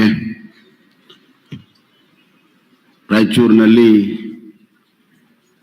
ಸಿರಿಧಾನ್ಯದ ಮೇಳ, ಮಿಲೆಟ್ ಕಾನ್ಕ್ಲೇವ್ ನಡೆಯುವಂಥ ಈ ಸಂದರ್ಭದಲ್ಲಿ ಇದರ ನೇತೃತ್ವವನ್ನು ವಹಿಸಿ ಇದಕ್ಕೆ ಅಂತಾರಾಷ್ಟ್ರೀಯ ಮಟ್ಟದ 23 ಏನು ಮಿಲೆಟ್ ಇಯರ್ ಇದೆ, ಅದಕ್ಕೆ ಪೂರಕವಾಗಿ ಬಜೆಟಲ್ಲಿ ಅದರ ಪ್ರಸ್ತಾಪ ಮಾಡಿ ಅನುದಾನವನ್ನು ಇಟ್ಟು ಇಡೀ ದೇಶದಲ್ಲಿ ಒಂದು ಜಾಗೃತಿಯನ್ನು ಮೂಡಿಸಿರುವಂತ ಹಣಕಾಸಿನ ಸಚಿವರು ನಮ್ಮ ನಾಯಕರಾದಂಥ ಶ್ರೀಮತಿ ನಿರ್ಮಲಾ ಸೀತಾರಾಮನ್ಜಿ ಕೃಷಿಯಲ್ಲಿ ಬಹಳ ದೊಡ್ಡ ಬದಲಾವಣೆಯನ್ನ ಸಾಧನೆಯನ್ನ ತಂದು ಇಡೀ ದೇಶ ತುಂಬ ಪ್ರವಾಸ ಮಾಡಿ ರೈತರಲ್ಲಿ ಒಂದು ಹೊಸ ಹುರುಪು ಹುಮ್ಮಸ್ಸನ್ನು ಮೂಡಿಸಿರುವಂತ ನಮ್ಮ ಕೃಷಿ ಸಚಿವರಾದಂಥ ನರೇಂದ್ರ ಸಿಂಗ್ ತೋಮರ್ಜಿ ಅವರೇ, ನಮ್ಮವರೇ, ಕನ್ನಡದವರೇ, ಕನ್ನಡತಿ ಆಗಿರುವಂತ ಇಡೀ ಭಾರತ ದೇಶದ ಕೃಷಿಯನ್ನ ಇವತ್ತು ಅದರ ಬಗ್ಗೆ ಸಂಪೂರ್ಣವಾಗಿ ಅಡ್ಮಿನಿಸ್ಟ್ರೇಷನ್ ಅನ್ನ ಮಾಡುತ್ತಿರುವಂತ ದಕ್ಷ ಆಡಳಿತಗಾರ ನಮ್ಮ ಸಹೋದರಿ ಶೋಭಕ್ಕ ಕರಂದ್ಲಾಜೆ ಅವರೇ, ನಮ್ಮ ಕೃಷಿ ಸಚಿವರು, ಆತ್ಮೀಯರು, ಕರ್ನಾಟಕದಲ್ಲಿ ಕೃಷಿಯಲ್ಲಿ ಬಹಳ ದೊಡ್ಡ ಕ್ರಾಂತಿಯನ್ನು ಮಾಡುತ್ತಿರುವಂತಹ BC ಪಾಟೀಲ್ರೇ, ಈ ಭಾಗದ ರಾಯಚೂರಿನ ಉಸ್ತುವಾರಿ ಸಚಿವರು, ಜವಳಿ ಸಚಿವರಾದಂತ ಶ್ರೀ ಶಂಕರಗೌಡ ಪಾಟೀಲ್ ಮುನಿನಕೊಪ್ಪ ಅವರೇ, ಶಿವನಗೌಡ ನಾಯಕ್ ಅವರೇ, ಶಿವರಾಜ್ ಪಾಟೀಲ್ರೇ, ಶಾಸಕ ಮಿತ್ರರಾದಂತ ರಾಜಾ ಅಂಬರೀಶ್ ನಾಯಕ್ ಅವರು MP ಅವರೇ, ಸಂಗಣ್ಣ ಕರಡಿ MP ಅವರೇ, ವೆಂಕಟರಾವ್ ನಾಡಗೌಡ್ರವರೇ, ಬಸನಗೌಡ ದದ್ದಲ್ ಅವರೇ, DC ಒಳಗೇರಿ ಅವರೇ, ರಾಜಾ ವೆಂಕಟಪ್ಪ ನಾಯಕ್ ಅವರೇ, ಬಸನಗೌಡ ತುರ್ಯಾಳ್ ಅವರೇ, ಶರಣಗೌಡ ಪಾಟೀಲ್ರೇ, ಸುಶೀಲ್ ನಮೇಶ್ ಅವರೇ, ಚಂದ್ರಶೇಖರ್ ಪಾಟೀಲ್ರೇ ಮತ್ತು ವೇದಿಕೆ ಮೇಲಿರುವಂತಹ ಗಣ್ಯರೇ, ನಮ್ಮ ರಾಯಚೂರಿನ ಕೃಷಿ ವಿಶ್ವವಿದ್ಯಾಲಯದ ಕುಲಪತಿಗಳೇ, ಎಲ್ಲ ರಾಯಚೂರು ವಿಶ್ವವಿದ್ಯಾಲಯದ ಪ್ರೊಫೆಸರ್ಗಳೇ, ನನ್ನ ಆತ್ಮೀಯ ವಿದ್ಯಾರ್ಥಿಗಳೇ, ರೈತ ಬಾಂಧವರೇ, ಅಣ್ಣ ತಮ್ಮಂದಿರೇ, ಅಕ್ಕ ತಂಗಿರೇ, ಮಾಧ್ಯಮ ಸ್ನೇಹಿತರು, ಇದೊಂದು ಮಹತ್ವದ ಒಂದು ಸಭೆ ಅಂತ ನಾನು ಭಾವಿಸ್ತೇನೆ. ಇದನ್ನ ರಾಜ್ಯ ಸರ್ಕಾರ ಬಹಳ ಗಂಭೀರವಾಗಿ ತೆಗೆದುಕೊಳ್ತದೆ. ಇಲ್ಲಿ ಇಡೀ ದಿವಸ ನೀವು ಮಾಡುತ್ತಿರುವಂತ ಚರ್ಚೆ ಮತ್ತು ನಿರ್ಧಾರಗಳನ್ನ ಬರುವಂತಹ ದಿನಗಳಲ್ಲಿ ಅನುಷ್ಠಾನ ಮಾಡೋದಕ್ಕೆ ಒಂದು ರೂಪರೇಷ ಇಲ್ಲಿಂದ ಹೊರಬರುತ್ತೆ ಅಂತ ಆಶೆ ಇದೆ. ಹೀಗಾಗಿ ನಾನು ಇಲ್ಲಿಯ ಕುಲಪತಿಗಳಿಗೆ ನಾನು ಒಂದು ಸಲಹೆಯನ್ನು ಕೊಡಕ್ಕೆ ಇಚ್ಛೆ ಪಡ್ತೀನಿ. ಇಲ್ಲಿ ಏನೆಲ್ಲ ಡಿಸ್ಕಷನ್ ಆಗುತ್ತೆ, ಏನೆಲ್ಲ ನಿರ್ಣಯಗಳಾಗುತ್ತೆ, ಅವುಗಳನ್ನ ಸಂಪೂರ್ಣವಾಗಿ ನೀವು ಮುದ್ರಿಸಿ ರಾಯಚೂರ್ ಮಿಲೆಟ್ ಡಿಕ್ಲರೇಷನ್ ಅಂತ ಕರಿಬೇಕು. ಅದಕ್ಕೆ Raichur millet declaration, and that will be the guide to see that millet is grown, millet is consumed, millet is processed, millet is marketed, millet is brand, millet is exported. ಆ ದಾರಿಯಲ್ಲಿ ನಿಮ್ಮ ಸಲಹೆಗಳೇನಿದ್ದೇವೆ ಅವುಗಳನ್ನ ಗಂಭೀರವಾಗಿ ಪರಿಗಣಿಸಿ ನಮ್ಮ ರಾಜ್ಯ ಸರ್ಕಾರ ಅದಕ್ಕೆ ಅನುದಾನವನ್ನ ಕೊಟ್ಟು ರೈತರಿಗೆ ಎಲ್ಲ ಸಹಾಯ ಸಹಕಾರವನ್ನ ಕೊಟ್ಟು ಕೇಂದ್ರದ ಸಂಯೋಗದೊಂದಿಗೆ ಅದನ್ನ ಸಂಪೂರ್ಣವಾಗಿ ಅನುಷ್ಠಾನ ಮಾಡ್ತೇವೆ. ಹೀಗಾಗಿ ರಾಯಚೂರು ಡಿಕ್ಲರೇಷನ್ ಅನ್ನ ನಾನು ಅತ್ಯಂತ ಕುತೂಹಲದಿಂದ ನಿರೀಕ್ಷೆ ಮಾಡ್ತಾ ಇದ್ದೇನೆ. ಯಾಕಂದ್ರೆ ವಿಚಾರ ಎಲ್ಲರಿಗೂ ಗೊತ್ತಿದೆ, ನಮಗೆ ವಿಚಾರ ಎಲ್ಲರಿಗೂ ಗೊತ್ತಿದೆ. ಅದ್ರ ಮುಂದೆ ಇಡುವಂತ ದಾರಿ ಯಾವುದು ಅನ್ನೋದು ನಮ್ಗೆ ಸ್ಪಷ್ಟತೆ ಬೇಕು. ಅತ್ಯಂತ ಕಡಿಮೆ ಮಳೆ ಆಶ್ರಿತ ಪ್ರದೇಶದಲ್ಲಿ ಬೆಳೀತಿದೆ, ಅತಿ ಹೆಚ್ಚು ಪ್ರೋಟೀನ್ ಮತ್ತು ನ್ಯೂಟ್ರಿಯೆಂಟ್ಸ್ ಇರುವಂತಹದ್ದು, ಸಣ್ಣ ಕಾಳಿದ್ರೂ ಕೂಡ ದೊಡ್ಡ ಶಕ್ತಿ ಇರುವಂತಹದ್ದು, 4500 ವರ್ಷದಿಂದ ಬೆಳೆಯುತ್ತಿರುವಂತಹದ್ದು, ನಿಸರ್ಗಕ್ಕೆ ಹೊಂದಿಕೊಂಡು ಬೆಳೆಯುವಂತ ಇದೊಂದು. ಬಹಳಷ್ಟು ನಾವು ಕೃಷಿಯನ್ನ ನಿಸರ್ಗಕ್ಕೆ ಹೊಂದಿಕೊಂಡು ಬೆಳೆಯುವಂತದ್ದು ಬಹಳ ಅವಶ್ಯಕತೆ ಇದೆ. ಅದು 4500 ವರ್ಷದಿಂದ ಬೆಳೀತಾ ಇದ್ರು. ಕನಕದಾಸರು ಶ್ರೀರಾಮ ಧಾನ್ಯ ಅಂತ ಹೇಳಿ ದೊಡ್ಡ ಒಂದು ಪ್ರಲಾಪವನ್ನ ಮಾಡಿದ್ದಾರೆ. ಅದರಲ್ಲಿ ರಾಗಿ ಮತ್ತು ಅಕ್ಕಿ ಕಂಪೇರ್ ಮಾಡ್ತಾರೆ. ಆವಾಗಿನ ಕಾಲದಲ್ಲಿ 600 ವರ್ಷದಿಂದ ಕೊನೆಗೆ ಆ ಎಲ್ಲ ವಿಚಾರಗಳಲ್ಲಿ ರಾಗಿ ಮತ್ತು ಅಕ್ಕಿಯಲ್ಲಿ ಕೊನೆಗೆ ರಾಗಿನೇ ಬಹಳ ಮಹತ್ವದ ಅನ್ನೋ ತೀರ್ಮಾನ 600 ವರ್ಷದಿಂದ ಆಗಿದೆ. ಇವೆಲ್ಲ ಇತಿಹಾಸದಲ್ಲಿ ಇದ್ದಾವೆ. ಆದ್ರೆ ಕಾಲ ಬದಲಾವಣೆ ಆಗಿದೆ, ನೀರಾವರಿ ಆಗಿದೆ, ನಾವೆಲ್ಲ ಅಕ್ಕಿ ಬೆಳಿತೀವಿ, ಅಕ್ಕಿನ ಊಟ ಮಾಡ್ತೀವಿ. ಇದು ನಮ್ಮ ಆಹಾರವಿದೆ. ಆದರೆ ಮತ್ತೆ ನಮ್ಮ ಆರೋಗ್ಯವನ್ನು ನಾವು ಗಮನಿಸಿದಾಗ ಕನಿಷ್ಠವಾಗಿ ಆದರೂ ನಾವು ಮಿಲೆಟ್ಗಳನ್ನು ನಾವು ಕನ್ಸ್ಯೂಮ್ ಮಾಡಬೇಕು. ಸಿರಿಧಾನ್ಯವನ್ನು ಆಹಾರವಾಗಿ ಸ್ವೀಕಾರ ಮಾಡುವಂಥದ್ದು ಅವಶ್ಯಕತೆ ಇದೆ. ಒಂದು ಕಾಲದಲ್ಲಿ ಹಿಂದೆ ನಮ್ಮ ರೈತರೆಲ್ಲ ಇದನ್ನ ಮುಖ್ಯ ಒಂದು ಆಹಾರ ಅಂತ ಹೇಳಿ ಆಹಾರ ಧಾನ್ಯವಾಗಿ ಬೆಳೀತಾ ಇದ್ರು. ಆಮೇಲೆ ಕ್ರಮೇಣವಾಗಿ ಅದು ಹೊಲದ ಬಂಡ್ ಮೇಲೆ ಬರೆಯಕ್ಕೆ ಶುರು ಮಾಡಿದ್ರು. ಈಗ ಅದು ಕೂಡ ಇಲ್ಲ. ಹೀಗಾಗಿ ಮತ್ತೆ ಸರ್ಕಾರ ಒಂದು ಕಾರ್ಯಕ್ರಮವನ್ನು ಮಾಡಿ ಬೆಳೆಯುವಂತ ಒಂದು ಸ್ಥಿತಿಗೆ ನಾವು ಬಂದಿದ್ದೇವೆ. ಮಿಲೆಟ್ ಬಗ್ಗೆ ಅತಿ ದೊಡ್ಡ ಮಿಲೆಟ್ ಅಂಬಾಸಡರ್ ಬಹುತೇಕವಾಗಿ ಈ ಹಾಲ್ನಲ್ಲಿ ಯಾರಾದರೂ ಇದ್ರೆ ಅದು ನಾನು. ಕಳೆದ 30 ವರ್ಷದಿಂದ ನಾನು ನವಣಿ, ಸಾವಿ ಎಲ್ಲ ಸಿರಿಧಾನ್ಯವನ್ನ ಮಾಡ್ತೀನಿ. ನಾನು ರೈಸ್ ಊಟ ಮಾಡೋದಿಲ್ಲ. ಕಳೆದ 30 ವರ್ಷದಿಂದ ಮಿಲೆಟ್ ಅನ್ನೇ ಬಳಕೆ ಮಾಡ್ತಾ ಇದ್ದೆ, 30 ವರ್ಷದಿಂದ. ಹೀಗಾಗಿ ಈ ಮಿಲೆಟ್ ಅನ್ನ ಅತ್ಯಂತ ಯಶಸ್ವಿ ಮಾಡೋದ್ರಲ್ಲಿ ನಾನು ಅತ್ಯಂತ ಪ್ರಮುಖ ಪಾತ್ರವನ್ನ ವಹಿಸ್ತೀನಿ ಅನ್ನುವಂಥ ಮಾತನ್ನ ನಾನು ಹೇಳಕ್ಕೆ ಇಚ್ಛೆ ಪಡ್ತೇನೆ. ಇದು ಎರಡನೇ ಕಾರಣ ನಾನು ಇಲ್ಲಿ ಬರೋದಕ್ಕೆ. ಇನ್ನು ಇದಕ್ಕೆ ಏನು ಮುಂದಿನ ದಾರಿ ಅನ್ನುವಂಥದ್ದನ್ನ ನಾವು ಸ್ಪಷ್ಟಪಡಿಸಬೇಕಾಗ್ತದೆ. ಈ ಕಲ್ಯಾಣ ಕರ್ನಾಟಕ ಇದು ಸೆಮಿ ಏರಿಡ್ ಝೋನ್. ನಮ್ಮ ರಾಜ್ಯದಲ್ಲಿ 10 ಅಗ್ರೋ ಕ್ಲೈಮೆಟಿಕ್ ಝೋನ್ಸ್ ಇದೆ. ಆದ್ರಿಂದ 365 ದಿವಸ ಕೃಷಿ ಚಟುವಟಿಕೆ ಒಂದಿಲ್ಲ ಒಂದು ಪ್ರದೇಶದಲ್ಲಿ ನಾವು ಮಾಡ್ತೇವೆ. ಬೇರೆ ರಾಜ್ಯಕ್ಕೆ ಇದು ಸೌಕರ್ಯ ಇಲ್ಲ.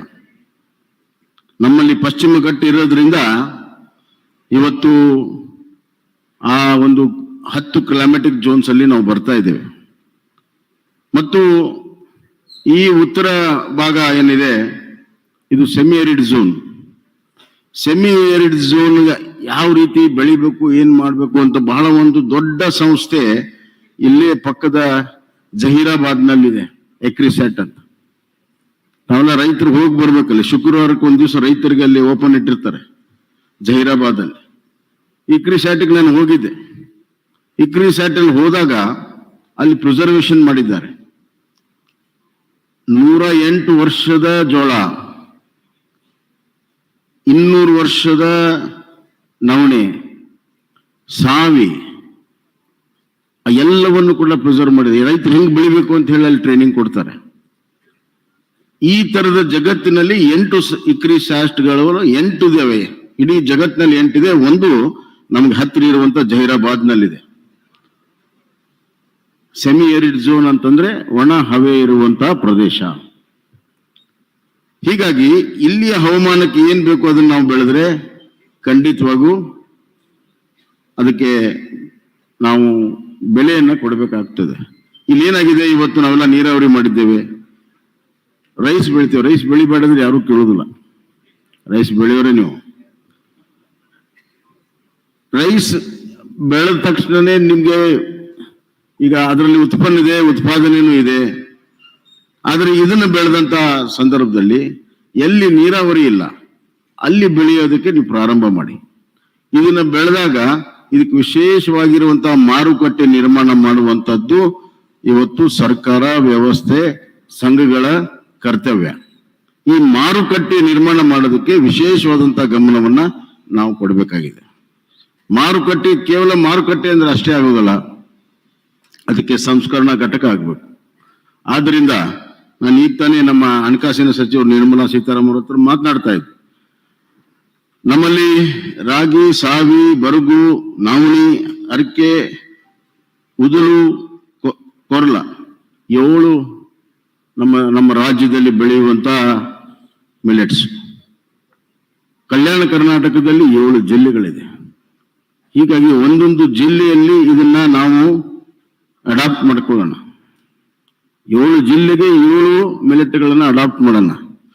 ಅದರ ಉತ್ಪಾದನೆಯನ್ನು ಹೆಚ್ಚು ಮಾಡುವಂತಹದ್ದು, ಈಲ್ಡ್ ಅನ್ನು ಹೆಚ್ಚು ಮಾಡುವಂತಹದ್ದು, ಕ್ವಾಲಿಟಿಯನ್ನ ಇಂಪ್ರೂವ್ ಮಾಡುವಂತಹದ್ದು. ಮತ್ತು ನಾನು ರಾಜ್ಯ ಸರ್ಕಾರದಿಂದ ಹೇಳಕ್ಕೆ ಇಚ್ಛೆ ಪಡ್ತೇನೆ, ಈ 7 ಜಿಲ್ಲೆಗಳಲ್ಲಿ ಕಾಮನ್ ಪ್ರೊಸೆಸಿಂಗ್ ಸೆಂಟರ್ಸ್ ಏನಿದೆ, 7 ಜಿಲ್ಲೆಯಲ್ಲಿ ನಮ್ಮ ಕರ್ನಾಟಕ ಸರ್ಕಾರ ಸ್ಥಾಪನೆಯನ್ನ ಮಾಡ್ತಿದೆ. ಈ ಪ್ರೊಸೆಸಿಂಗ್ ಸೆಂಟರ್ ಮುಖಾಂತರ, ಅದರ ಮುಖಾಂತರ ನೀವೇನು ಪ್ರೊಸೆಸ್ ಮಾಡ್ತೀರಿ ಅದಕ್ಕೆ ನಿಮ್ಮದೇ ಆದಂತ ಬ್ರ್ಯಾಂಡ್ಗಳನ್ನ ಬೇರೆ ಬೇರೆ FPO ಮತ್ತು ಇತರ ಸಂಘದಿಂದ ನೀವು ಮಾರಬಹುದು. ಮತ್ತು ನಮ್ಮ ಕೆಪ್ಯಾಕ್ ಸಂಸ್ಥೆ ಇದೆ ಕರ್ನಾಟಕ ಸರ್ಕಾರದಲ್ಲಿ. ನಾನು ಈ ವರ್ಷ ಅದಕ್ಕೆ 50 ಕೋಟಿಯನ್ನು ಕೊಟ್ಟಿದ್ದೇನೆ. ಯಾರು ಎಕ್ಸ್ಪೋರ್ಟ್ ಮಾಡ್ತಾರೆ ಅವ್ರಿಗೆ ಇನ್ಸೆಂಟಿವ್ ಕೊಡೋ ಸಲುವಾಗಿ ಅದರ ಉಪಯೋಗವನ್ನು ತೆಗೆದುಕೊಂಡು ಇಲ್ಲಿಯ ಉತ್ತಮವಾಗಿರುವಂತಹ ಮಿಲೆಟ್ಸ್ ಅನ್ನ ಎಕ್ಸ್ಪೋರ್ಟ್ ಮಾಡೋದಕ್ಕೆ ಆ ಕೆಪೆಕ್ ಸಂಸ್ಥೆ ಮುಖಾಂತರ ನಿಮ್ಗೆಲ್ಲ ಸಹಾಯ ಸಹಕಾರವನ್ನ ನಮ್ಮ ಸರ್ಕಾರ ಮಾಡ್ತದೆ ಅನ್ನುವಂತ ಮಾತನ್ನು ನಾನು ಹೇಳಕ್ಕೆ ಇಚ್ಛೆ ಪಡ್ತೇನೆ. ರಾಯಚೂರು ಕೇಂದ್ರ ಸ್ಥಳ ಕರ್ನಾಟಕದ್ದು. ಇದರ ಸಮಗ್ರ ಅಭಿವೃದ್ಧಿ ಮತ್ತು ಕೃಷಿಗೆ ನೇರವಾಗಿರುವಂತಹ ಒಂದು ಸಂಬಂಧ ಇದೆ. ಹೀಗಾಗಿ ಇವತ್ತು ಇಲ್ಲಿ ಬರುವಂತಹ ತಿಂಗಳಲ್ಲಿ ಏರ್ಪೋರ್ಟ್ಗೆ ನಾವು ಅಡಿಗಲನ್ನ ಹಾಕೋದಕ್ಕೆ ನಾನು ಮತ್ತೆ ಬರ್ತಾ ಇದ್ದೇನೆ.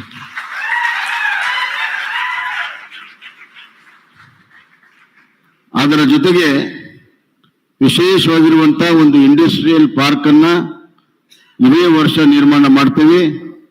ಕರ್ನಾಟಕ ಸರ್ಕಾರದ ಜವಳಿ ನೀತಿಯಿಂದ ಇರುವಂತಹ ಎಲ್ಲ ಇನ್ಸೆಂಟಿವ್ ಇರುವಂತಹ ಒಂದು ಜವಳಿ ಪಾರ್ಕ್ ಅನ್ನ ಇಲ್ಲಿ ನಾವು ಮಾಡ್ತಾ ಇದ್ದೇವೆ. ಗುಲ್ಬರ್ಗದಲ್ಲಿ ಕೇಂದ್ರ ಸರ್ಕಾರದ ಒಂದು ಸಹಾಯದಿಂದ ಅಲ್ಲಿ ಮಾಡ್ತಾ ಇದ್ದೇವೆ. ರಾಜ್ಯ ಸರ್ಕಾರದಿಂದ ರಾಯಚೂರಿನಲ್ಲಿ ನಾವು ಮಾಡಲು ಸಿದ್ಧರಿದ್ದೇವೆ ಅನ್ನುವಂತ ಮಾತನ್ನು ಹೇಳಕ್ಕೆ ಇಚ್ಛೆ ಪಡ್ತೇವೆ.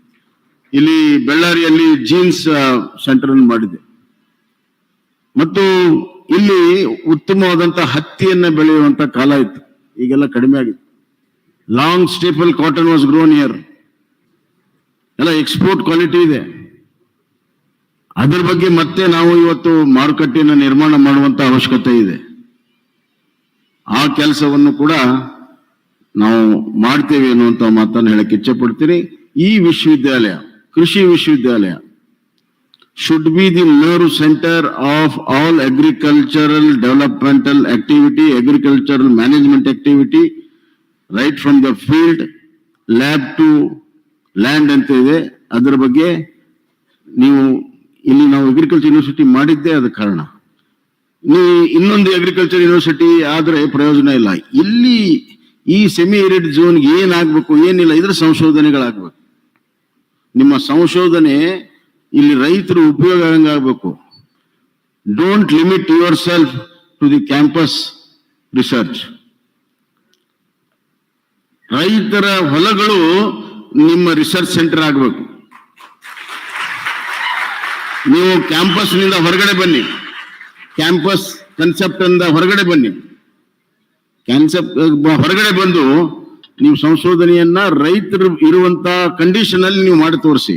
ನೀವು ಎಲ್ಲಾ ಕಡೆ ಒಳ್ಳೆ ಮಣ್ಣು ತಂದು ಹಾಕಿ, ಒಳ್ಳೆ ನೀರು ಹಾಕಿ ಅಲ್ಲಿ ಬೆಳೆದು ರೈತರಿಗೆ ಬೆಳೆ ಅಂದ್ರೆ ಹೆಂಗ್ ಸಾಧ್ಯ? ಆಗಲ್ಲ. ರಿಯಲ್ ಕಂಡೀಷನ್, ರಿಯಾಲಿಟಿ ಕಂಡೀಷನ್ ಅಲ್ಲಿ ನೀವು ಅದನ್ನು ಸಂಶೋಧನೆ ಮಾಡಬೇಕು. ಮೈಂಡ್ ಸೆಟ್ ಬದಲಾವಣೆ ಆಗ್ಬೇಕು. ನಾನು ಈ ಮಾತನ್ನು ಇವತ್ತು ಹೇಳ್ತಲ್ಲ, 20 ವರ್ಷದಿಂದ ಹೇಳ್ತಾ ಇದ್ದೀನಿ. Mind set should change. ಅದಕ್ಕೆ ಇಂಗ್ಲಿಷ್ನಾಗ ಹೇಳಿದೆ, ನಿಮ್ಗೆ ಅರ್ಥ ಆಗಲಿ ಅಂತ. ಕನ್ನಡ ಹೇಳಿದ್ರೆ ಅರ್ಥ ಆಗುತ್ತಿಲ್ಲ ಗೊತ್ತಿಲ್ಲ. ನಾನು ಅತ್ಯಂತ ಗೌರವ ಕೊಡ್ತೇನೆ ಅಗ್ರಿಕಲ್ಚರ್ ಸೈಂಟಿಸ್ಟ್ಗೆ. ಗ್ರೀನ್ ರೆವಲ್ಯೂಷನ್ ಆಗಿದ್ದೆ ಅಗ್ರಿಕಲ್ಚರ್ ಸೈಂಟಿಸ್ಟ್ ನಿಂದ. ಬಹಳ ಗೌರವ ಕೊಡ್ತೇನೆ ನಾನು. ನಮ್ಮ ಸ್ವತಂತ್ರ ಬಂದಾಗ 33 ಕೋಟಿಗೆ ಆಹಾರ ಇರಲಿಲ್ಲ, ನಮ್ಮ ಸೌಭಾಗ್ಯ ಹೇಳ್ದಂಗೆ. ಈಗ 130 ಕೋಟಿ ಇದೆ. ಪ್ರತಿಯೊಬ್ಬರು ಆಹಾರ ಬೆಳೆಯೋದಕ್ಕೆ ರೈತರು ಸಾಧ್ಯ ಆಗಿದ್ದರೆ ಅದರಲ್ಲಿ ಅಗ್ರಿಕಲ್ಚರ್ ಸೈಂಟಿಸ್ಟ್ ಕೂಡ ಬಹಳ ಪ್ರಮುಖ ಪಾತ್ರವನ್ನು ವಹಿಸಿದ್ದಾರೆ. ಆದ್ರೆ ಈಗ ನಮ್ಮ ಜನಸಂಖ್ಯೆ ದೊಡ್ಡದಿದೆ, ನಮ್ಮ ಅವಶ್ಯಕತೆಗಳು ದೊಡ್ಡದಿದೆ, ಮತ್ತು ಭಾರತ ಅಂತಾರಾಷ್ಟ್ರೀಯ ಮಟ್ಟದಲ್ಲಿ ತನ್ನ ಪಾತ್ರವನ್ನು ನಿರ್ವಹಿಸ್ತಾ ಇದೆ. ಈ ಎಲ್ಲ ಹಿನ್ನೆಲೆಯಲ್ಲಿ ನೀವು ನಿಮ್ಮ ಸಂಶೋಧನೆಗಳನ್ನ ಮಾಡಬೇಕು. ಅದಕ್ಕೆ ಒಂದು R&D ಪಾಲಿಸಿನೂ ಕೂಡ ನಾವು ತಂದಿದ್ದೇವೆ. ನಿಮ್ಗೆ ಅತಿ ಹೆಚ್ಚು ಇದಕ್ಕೆ ಪ್ರೋತ್ಸಾಹವನ್ನು ಕೊಡ್ತೀವಿ. ನಿಮ್ಮ ಪ್ರಯೋಗಾಲಯಕ್ಕೆ ಈ ವರ್ಷ 15 ಕೋಟಿ ವಿಶೇಷ ಅನುದಾನವನ್ನು ನಾನು ಈಗ ಕೊಟ್ಟು ಮಂಜೂರಾತಿ ಮಾಡಿ ಇಲ್ಲಿ ಬಂದಿರೋದು ನಾನು. ಹೀಗಾಗಿ ಇನ್ನಷ್ಟು ದುಡ್ಡು ಬೇಕಾದ್ರೆ ಕೊಡ್ತೀನಿ, ಆದರೆ ರೈತರಿಗೆ ಉಪಯೋಗ ಆಗುವಂತ ಸಂಶೋಧನೆಗಳನ್ನು ಮಾಡಿ. ಪ್ರೋಗ್ರಾಮ್ ಬೇಸ್ಡ್ ಸಂಶೋಧನೆ ಬಿಟ್ಟುಬಿಡಿ, ಫಂಡಿಂಗ್ ಬೇಸ್ಡ್ ಸಂಶೋಧನೆ ಬಿಟ್ಟುಬಿಡಿ. ರೈತರಿಗೆ ಏನ್ ಬೇಕೋ ಅದರ ಸಂಶೋಧನೆಯನ್ನು ತಾವು ಮಾಡಬೇಕು ಅಂತ ಹೇಳಿ ನಾನು ಕೇಳ್ಕೊಂಡು, ಈ ಮಿಲೆಟ್ ಇಯರ್ ಇದೆಯಲ್ಲ, this millet year should be millet millennium, ನಿರಂತರವಾಗಿ ನಮ್ಮ ಜೀವನ ಶೈಲಿಯಲ್ಲಿ ಅಳವಡಿಸಿಕೊಂಡು ಅದಾಗಬೇಕು. ಸಾಧ್ಯತೆ ಇದೆ. ಎಲ್ಲ ಕಡೆ ಈಗ ಮಿಲೆಟ್ ರೆಸ್ಟೋರೆಂಟ್ಸ್ಗೆಲ್ಲ ಪ್ರಾರಂಭ ಆಗಿದ್ದಾವೆ.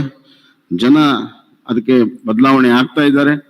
ನಾವು ರೈತರು ಕೂಡ ಅದರ ತಕ್ಕಾಗೆ ನಮ್ಮ ಉತ್ಪಾದನೆಯನ್ನ ಮಾಡಿ ಲಾಭವನ್ನು ಪಡ್ಕೋಬೇಕು. ಅದಕ್ಕೆ ಸರ್ಕಾರ ಅದಕ್ಕೆ ಸುರಕ್ಷಾ ಚಕ್ರ ಏನಿದೆ, ಮಿಲೆಟ್ ಬೆಳೆದಂತ ರೈತನಿಗೆ ಸುರಕ್ಷಾ ಚಕ್ರ ಏನಿದೆ, ಅದು ಪ್ರೊಸೆಸ್ನಿಂದ ಹಿಡಿದು ಮಾರ್ಕೆಟಿಂಗ್ ವರೆಗೂ ಅದನ್ನ ಕಂಪ್ಲೀಟ್ ಆಗಿ ನಮ್ಮ ಸರ್ಕಾರ ಕೊಡ್ತದೆ ಅನ್ನುವಂತ ಮಾತನ್ನ ಹೇಳಿ, ಮಿಲೆಟ್ ಇಯರ್ ಯಶಸ್ವಿ ಆಗಲಿ, ಈ ಕಾನ್ಕ್ಲೇವ್ ಯಶಸ್ವಿ ಆಗಲಿ.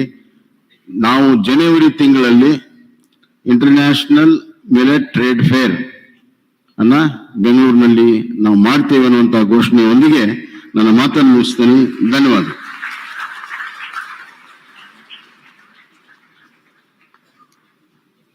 ಹೃದಯಪೂರ್ವಕ ಧನ್ಯವಾದಗಳು ಸನ್ಮಾನ್ಯ ಶ್ರೀ ಬಸವರಾಜ ಬೊಮ್ಮಾಯಿ, ಮಾನ್ಯ ಮುಖ್ಯಮಂತ್ರಿಗಳು, Karnataka ಸರ್ಕಾರಯವರಿಗೆ.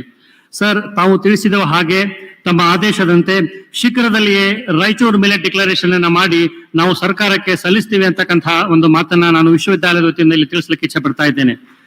Now I request the Honorable Minister of Agriculture and Farmer Welfare, Government of India, Sri Narendra Singh Tomar ji, to address us.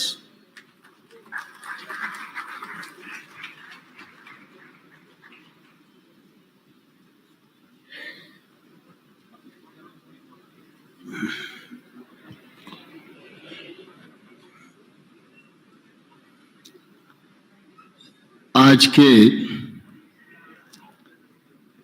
इस गरिमामयी कार्यक्रम में हम सबके मध्य मुख्य अतिथि के रूप में विराजमान हमारे भारत सरकार की यशस्वी और लोकप्रिय वित्त मंत्री माननीय श्रीमती निर्मला सीतारमण जी, हमारे कर्नाटक के योग्य, अनुभवी, लोकप्रिय और यशस्वी नेता, राज्य के मुख्यमंत्री मान्यवर श्री मुंबई साहब, भारत सरकार में कृषि और कल्याण मंत्रालय में मेरे साथ बहुत ही अनुभव के साथ काम कर रही बहन श्रीमती शोभा जी, हमारे कर्नाटक राज्य के कृषि मंत्री आदरणीय वीसी पाटिल साहब, रायचूर जिले के प्रभारी मंत्री आदरणीय शंकर पाटिल जी, अवधेश नायक जी, शिव गोड़ा जी, राजू गोड़ा जी, नाबार्ड से Sudhir Mishra ji, vice chancellor doctor कट्टीमणि जी, मंच पर विराजमान सभी जनप्रतिनिधिगण और इस कार्यक्रम में उपस्थित सभी भाइयों बहनों और पत्रकार मित्रों, आज मुझे बहुत ही प्रसन्नता है कि माननीय वित्त मंत्री जी की पहल पर मिलेट्स को लेकर यह आयोजन संपन्न हो रहा है और मुझे बहुत प्रसन्नता है कि इस कार्यक्रम में मिलेट्स के विभिन्न पहलुओं पर सामयिक विचार विमर्श हुआ है। उसके निष्कर्ष भी हम सब लोगों के सामने आएंगे और मिलेट्स की दृष्टि से हमारे प्रधानमंत्री नरेंद्र मोदी जी का जो दृष्टिकोण है, उस दृष्टिकोण के आधार पर हम अपने निर्धारित लक्ष्यों को प्राप्त करने में सफल होंगे। लक्ष्यों को प्राप्त करने की दिशा में जब भी भविष्य में चर्चा होगी तो वित्त मंत्री जी की पहल और रायचूर की ये कॉन्फ्रेंस निश्चित रूप से मील का पत्थर साबित होगी, ऐसा मुझे पूरा भरोसा है। और इस आयोजन के लिए मैं माननीय वित्त मंत्री जी का हृदय से बहुत ही अभिनंदन करता हूं, उनको हृदय से धन्यवाद देना चाहता हूं। हम सब इस बात को जानते हैं कि हमारा देश कृषि प्रधान देश है, गांव गरीब और किसानों का देश है। और इसलिए प्रधानमंत्री नरेंद्र मोदी जी गत 8 वर्षों से कृषि के क्षेत्र को बढ़ावा देने की दृष्टि से, किसान की आय बढ़ाने की दृष्टि से, खेती में टेक्नोलॉजी का उपयोग हो, इस दिशा में निरंतर काम कर रहे हैं। उनके नेतृत्व में अनेक योजनाएं सृजन की गई हैं, जिनका लाभ आज देश भर में किसानों को मिलना प्रारंभ हो गया है। मुझे इस बात का भी गौरव है कि प्रधानमंत्री जी जब भी किसी योजना को घोषित करते हैं तो हमारी वित्त मंत्री जी उस घोषणा का ठीक प्रकार से कार्यान्वयन हो सके, इसमें बहुत गंभीरता से काम करती हैं।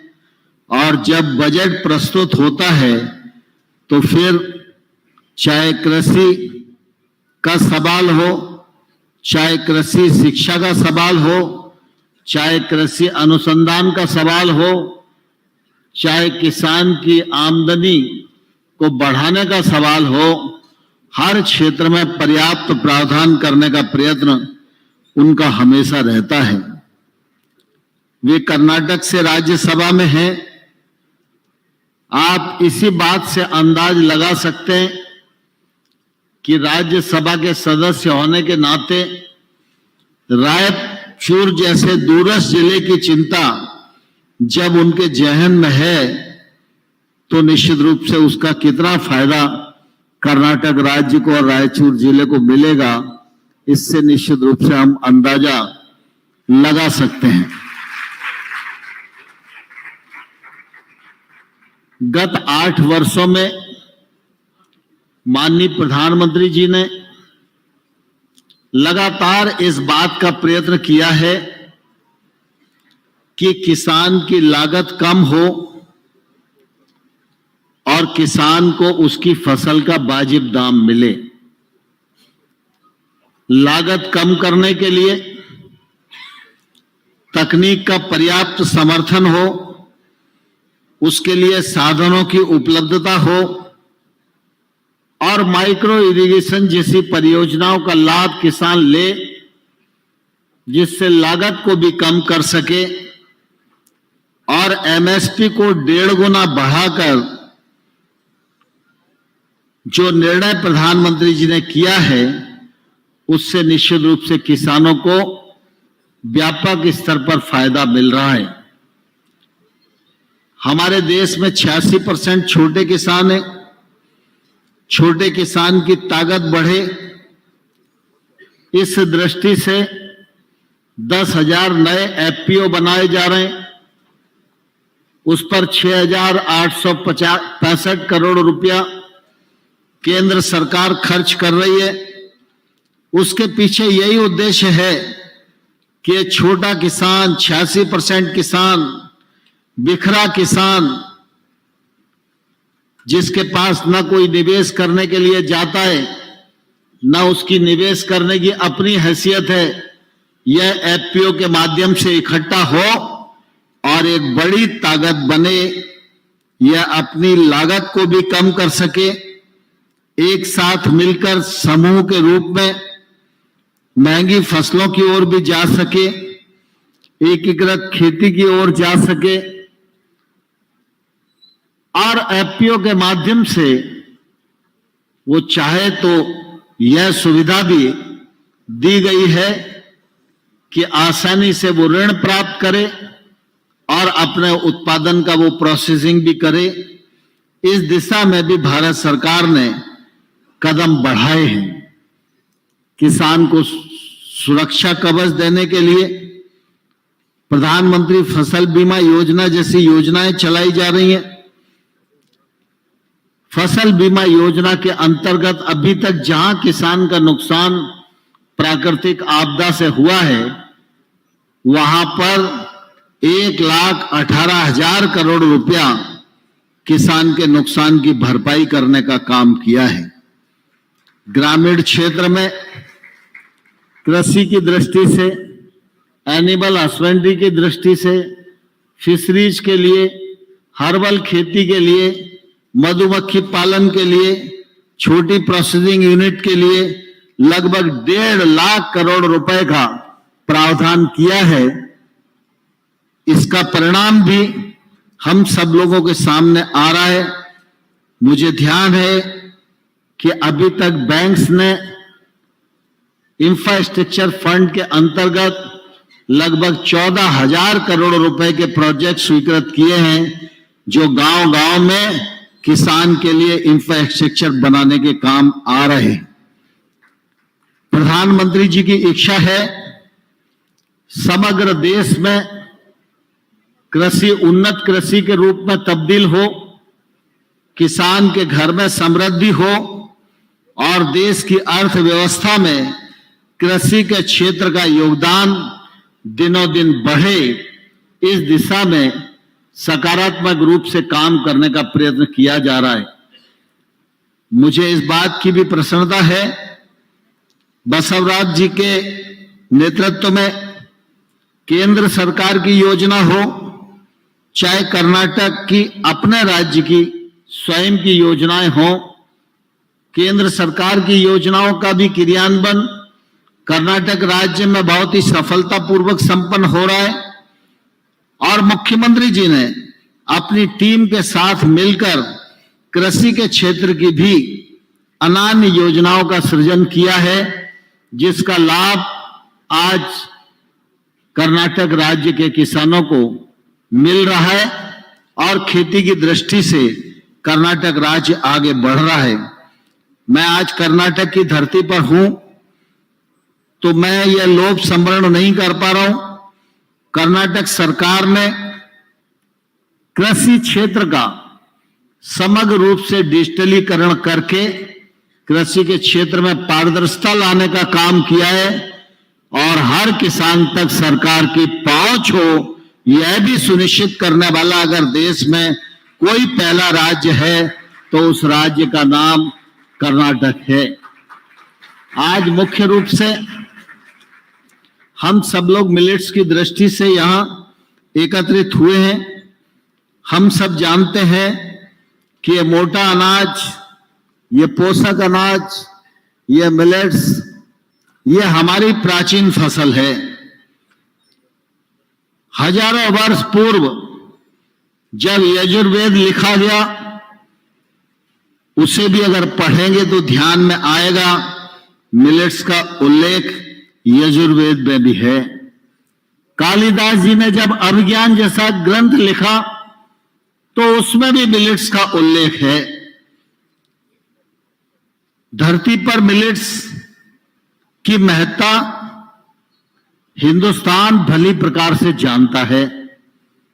एक कालखंड था जब मिलेट्स का उपयोग हर घर में होता था और अभी भी मुख्यमंत्री जी जब अपनी बात कह रहे थे तो उन्होंने ये व्यक्त किया कि वो दिनचर्या में जो भी भोजन ग्रहण करते हैं, नाश्ता ग्रहण करते हैं, तो उनकी कोशिश होती है उसमें वो मिलेट्स का ही उपयोग करें।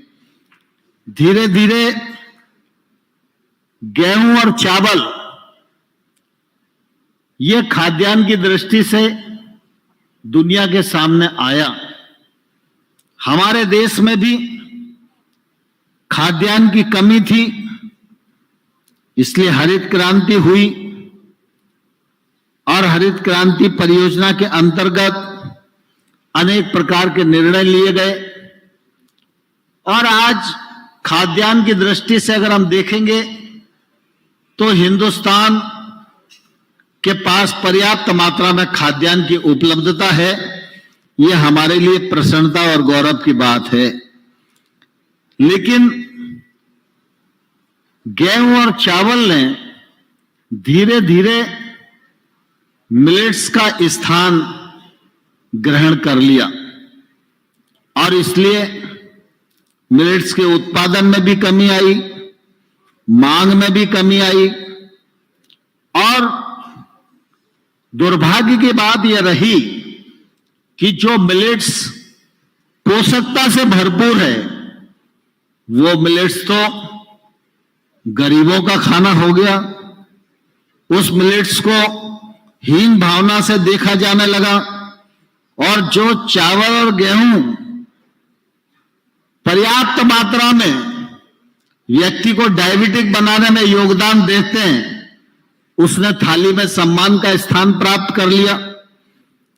यद्यपि समय को संतुलन बनाना चाहिए था, संतुलन असंतुलन में बदल गया और मिलेट्स का जो सम्मानजनक स्थान थाली में होना चाहिए वो गिर गया। लेकिन मिलेट हमारी प्राचीन फसल है, पोषकता से भरपूर है, प्रोटीन और विटामिन की पर्याप्त मात्रा है। किसान भी चाहे तो इसको 60 और 90 दिन में पैदा कर सकता है। इसमें लागत भी कम आती है, फर्टिलाइजर की भी जरूरत नहीं पड़ती है। जिस जमीन को हम खराब जमीन कहकर छोड़ देते हैं, उस जमीन में भी इसकी पैदावार हो सकती है। लेकिन जो काम सरलता से हो रहा था, जिसमें ज्यादा पैसे मिल रहे थे, किसान भी उस दिशा में चला गया। लेकिन इसके बावजूद भी अगर आज हम देखेंगे तो ध्यान में आएगा कि देश में 143 लाख हेक्टेयर क्षेत्रफल में मिलेट्स का अभी उत्पादन हो रहा है। इसको और बढ़ाने की आवश्यकता है। मिलेट्स की प्रोसेसिंग बढ़े, इस दिशा में लोगों ने काफी काम किया है। एग्री स्टार्टअप ने भी बहुत बड़ा काम किया है। अभी हम लोग एग्जीबिशन में थे, तरह तरह के प्रोडक्ट दिखाई दे रहे थे।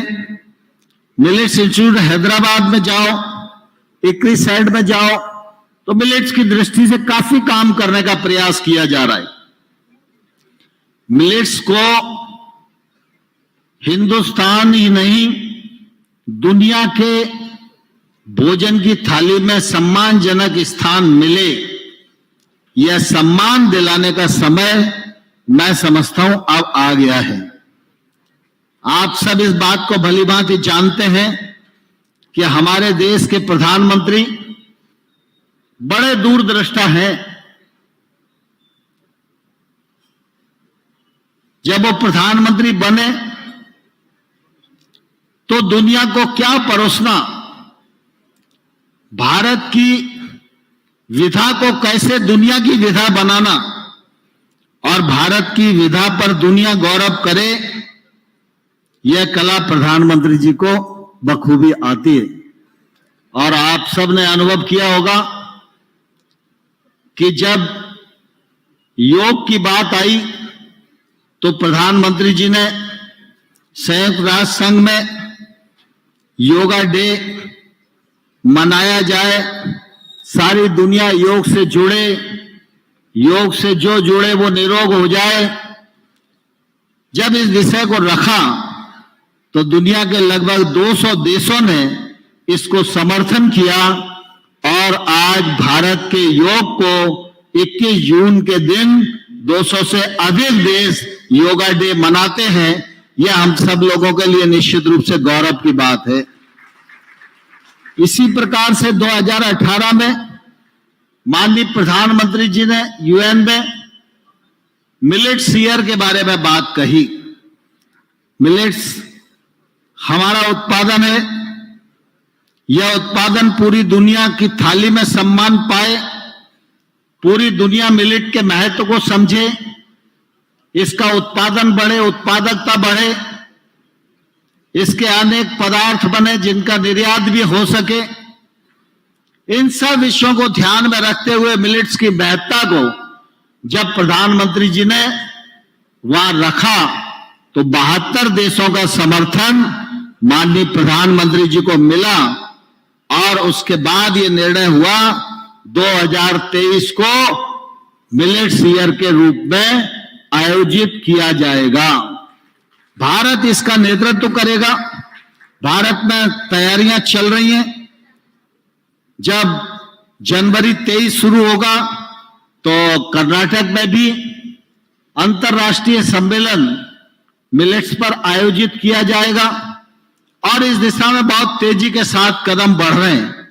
मैं इस अवसर पर आप सब से यही प्रार्थना करना चाहता हूं कि मिलेट्स के उत्पादन की दृष्टि से, मांग और आपूर्ति की दृष्टि से निश्चित रूप से कुछ चैलेंज हैं।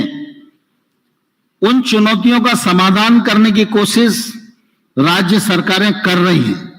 सामान्य तौर पर जब समाधान की बात आती है तो लोग कोशिश यही करते हैं कि साहब कुछ प्रोत्साहन राशि दे देना चाहिए तो मिलेट्स का उत्पादन बढ़ जाएगा। लेकिन मैं यह मानता हूं कि प्रोत्साहन राशि देना एक पक्ष है। कर्नाटक सरकार 10,000 रुपया एकड़ के हिसाब से हर किसान को यह राशि दे रही है। उड़ीसा में भी प्रोत्साहन राशि दी जा रही है। हमारे मुख्यमंत्री मुंबई साहब ने मिलेट से संबंधित कोई प्रोसेसिंग इंडस्ट्री डालेगा तो उसको भी 10 लाख रुपए तक की सहायता घोषित की हुई है। और आज भी उन्होंने कहा है कि कल्याण कर्नाटक का जो क्षेत्र है, इस क्षेत्र में प्रोसेसिंग तेजी से बढ़े और इसके लिए जो करना होगा वो करेंगे। और मैं भी उन्हें आश्वस्त करना चाहता हूं, वो आगे बढ़ेंगे तो केंद्र सरकार भी उनके साथ कदम से कदम और कंधे से कंधा मिलाकर निश्चित रूप से चलेगी। लेकिन सामान्य तौर पर ये एक परिस्थिति है, इस मामले में सरकार जो करनी है वो करने का प्रयास करेगी। लेकिन मिलेट्स का उत्पादन बढ़े, उत्पादकता बढ़े और मिलेट्स सबका खाना बने और मिलेट्स की जो न्यूट्रिशन वैल्यू है वो सब लोगों के सामने आना चाहिए, वो सब लोगों के बीच में चर्चा का विषय बनना चाहिए, जिससे कि हर व्यक्ति को ये लगे कि अगर रोटी खाना है तो 2 रोटी खाता है तो कम से कम 1 रोटी मोटे अनाज की खाए। अगर वो नाश्ते में बिस्किट खाता है, ब्रेड खाता है तो मिलेट्स की ब्रेड और बिस्किट का उपयोग करें। ऐसा जब हम करने की कोशिश करेंगे तो निश्चित रूप से हम अपने उद्देश्य में सफल होंगे। मुझे पूरा भरोसा है कि आज की कॉन्फ्रेंस में जो तकनीकी सत्र हुए हैं उसमें जो चर्चा हुई है उसके जो निष्कर्ष आएंगे तो वित्त मंत्री जी के भी ध्यान में आएंगे और वित्त मंत्री जी कृषि मंत्रालय को और कर्नाटक सरकार को भी जो निर्देश देंगी उन निर्देशों को आगे बढ़ाने का प्रयत्न किया जाएगा। आप सब ने यह अच्छा आयोजन किया, इसके लिए मैं यूनिवर्सिटी को भी और बाकी सभी आयोजक बंधुओं को हृदय से बहुत धन्यवाद देता हूं। जय भारत। ಧನ್ಯವಾದಗಳು ಮಾನನೀಯ Narendra Singh Tomar ಸಾಹೇಬ್ರವರಿಗೆ. Now I request Srimati Nirmala Sitharaman, Honorable Minister of Finance, Government of India, to address the gathering. Madam, please.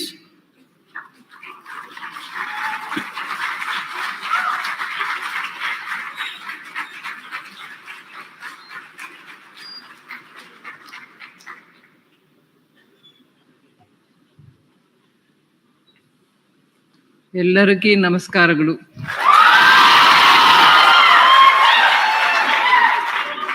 Thank you, but difficult beyond that.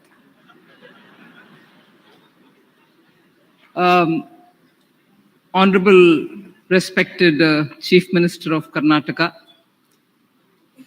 Shri Basvaraj Bommai Avare, my very senior respected colleague in the Central Council of Ministers and Agriculture Minister, Shri Narendra Singh Tomar ji. Also from Karnataka, my good friend and Minister of Agriculture, Kumari Shobha Karandlage Avare. Minister of Agriculture from Karnataka, Shri Patil ji, Patil Avare. Shankar B. Patil Munenakuppa, who's the Minister in charge of Raichur district, or Shri Shivanna Gowda Nayak Avare, who's Karnataka State Road Development Board Chief, also the Mayor, Members of Parliament, several MLAs and MLCs, and the other dignitaries on the dais, the Vice Chancellor of Agricultural University, Shri Kattimani, also the professors, teachers, thank you, professors, teachers, very energetic students of invited guests and the media. I'm extremely happy to be here for several reasons. One, of course, which when Shobhaji was speaking, she said this was planned to be an event earlier, but it got postponed. And but we insisted on having the meeting at the earliest, soon after the Parliament session. So we are here. I'm very grateful to the Honorable Chief Minister for having found time, because he's now moving around the state, and for him to have given me time, given this program a time, I'm indeed very grateful. And I welcome, even at the outset, I welcome him suggesting, and I think that will be a welcome suggestion, and all of you all would take note of it seriously, that the proceedings of the 2-day discussion which is undertaken here, which is getting concluded now, should be brought out as Raichur Millet Declaration. I welcome it. I think that actually lifts the level at which this whole discussion has happened between yesterday and today, draws the attention of the world that a large millet growing state in India has consulted the farmers, consulted people who are interested in millet industry, businesses, startups, and all stakeholders, inclusive of the government machinery, both at the headquarter level and also at the state level, to be able to put all ideas through, which are so important for the development of millets in the state, and therefore to call it as a declaration, I think really brings great heft to the work that you've done between yesterday and today. So I think it's a great suggestion, and I'm extremely happy to hear that. I support it. There are several things which several relevant things which everybody has spoken. I won't go into it, although I'm very tempted to repeat many of them, because they are very important points that they've made. But it was a bit of a concern for me when I heard, even as the report of the last 2 days, proceedings were being narrated, that there is a drop of about 60% of land under cultivation of growing millets, and that in a state which gets 10,000 rupees per acre as incentive to grow millets. So seriously, between yesterday and today, whatever has been discussed should come out with a suggestion as to what is the cost for that. Is it just the market or anything else? We need to know that, so that I'm very happy and grateful that the Honorable Minister Agriculture is here. He'll be able to, both the state minister in the state and also in the Union Cabinet, they'll be able to come up with some solutions. Now, before I get into talking about other things, why is this emphasis on millet? And why are we talking about it? I would like to flag off what I think are 7 critical issues which justify us spending time in talking about promotion of millets. But before that, as Sri Tomarji said, 2018 in India, all of us celebrated the year of millets. But Prime Minister Narendra Modi then took it up as a proposal to the UN to say India is one of the leading growers of millet, and throughout the world, health-conscious people are now looking at coarse grains as a good, healthy alternative. So why shouldn't there be an International Year of Millet to build the understanding and awareness about the advantages of consuming millets? Like the way in many other things that when PM takes up something, like the way International Yoga Day was announced, here International Year of the Millets also has got announced because of the efforts of Honorable Prime Minister Narendra Modi ji. And I think as a representative of Karnataka, I'm immensely grateful for that attention that he's brought of the entire world to talk about millets. And in this context, I underlined something which the Honorable Chief Minister has also said. Karnataka is a leading producer of millets. India, actually, in the global scenario, is the highest producer of millets, and Karnataka contributes to it in a great extent, to a great extent. India is the largest millet growing country in the world, and we are the 5th largest exporter of millets, which means we consume quite a lot as well, but we can consume more, is the story. Now, therefore, why are we focusing on millets? If you ask me, I would just put it on 7 different scores. One, globally, in the context of Russia and Ukraine war, everybody says food security. Everybody should get food. There should not be a scarcity of food, and there should not be difficulties in trading globally on food. If Ukraine produce more grains, it should be available for export. But because of the war now, it's not available, causing insecurity of food in some parts. But I'm taking it a bit further, saying food security is important, but nutritional security is what India is moving towards. We are almost self-sufficient in most of the grains that we grow, most of the pulses that we grow. But nutrition is what government is now looking at building up. And therefore, coarse grains, everybody did highlight. Gluten-free, very rich in fiber, easy to digest, pro-health,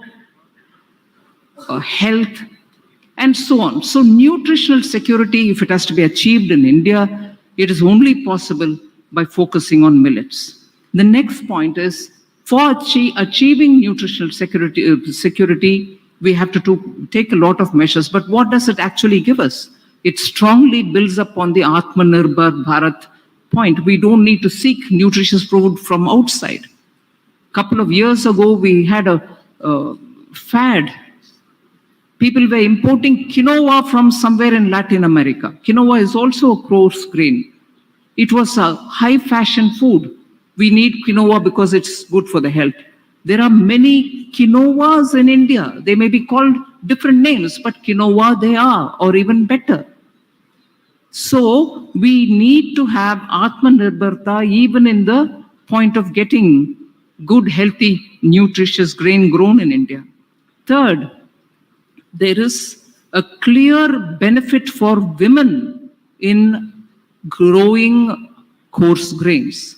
So the women's participation and bringing more women to deal with, I heard one of the representatives who at the beginning of this program, as much as farmers were giving the input, asking what is in this for women?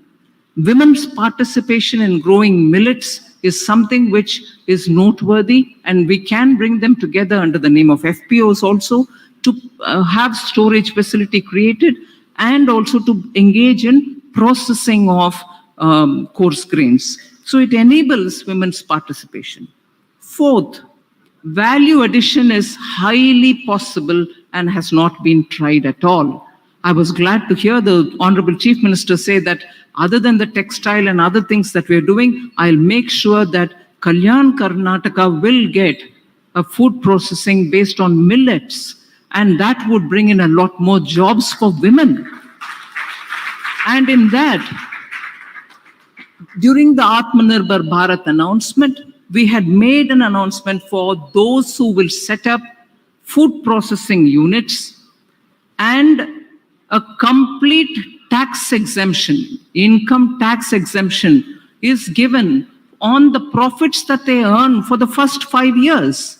So if you set up a food processing unit and when you start earning profit out of it, for 5 years, you're given tax exemption.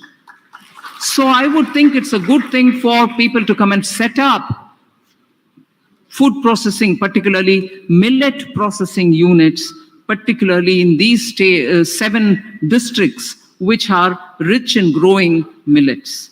Then it creates more employment. You want jobs. These are the ways in which we can create jobs. Both the center and the state can work well with that idea. Then it involves a lot of startups. I heard quite a few earlier speakers suggest that students who are in this research institution, agricultural university, should also link up with startups to see how their idea or a product of their research can be formulated to become a commercial proposition. So do work together with startups to convert your lab-based idea to become a commercial proposition through the innovations that the startups can bring in. This gives me the opportunity to draw the startups also. They are here. They've been doing a lot of consultation in the last 2 days. So it gives us an opportunity to bring in innovative ways of dealing with millets, cleaning them, processing them, packaging them, storing them, certifying them, and also exporting them, and also promoting it as a brand in the country. Then finally, in climate conscious world today, millets are the one which are going to be helpful because they consume far less water. They can be grown in dry, arid areas, and also for farmers who are not well endowed with irrigation. If there is poor irrigation, millets are your answer. So the 7 different justifiable reasons why the focus should be on millets. Now, 1 or 2 other things which I'd like to add here is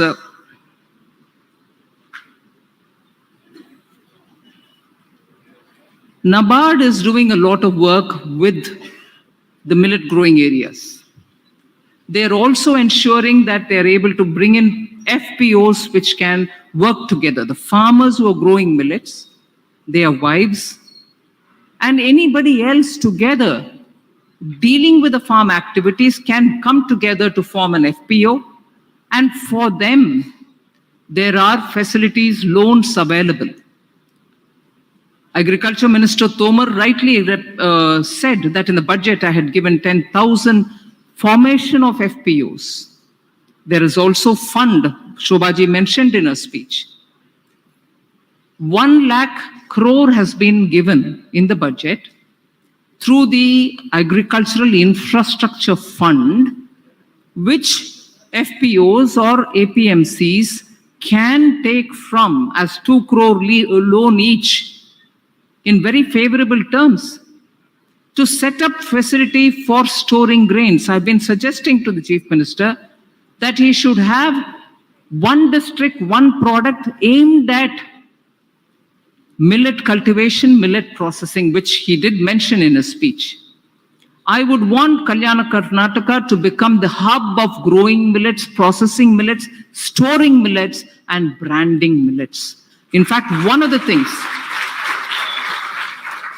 things I've invited some of the corporations, industries, large companies which are good in processing agri products to come over to these 7 districts, ensure that the millet produces are procured and processed. More importantly, I'm speaking in Karnataka, so I can give you this example.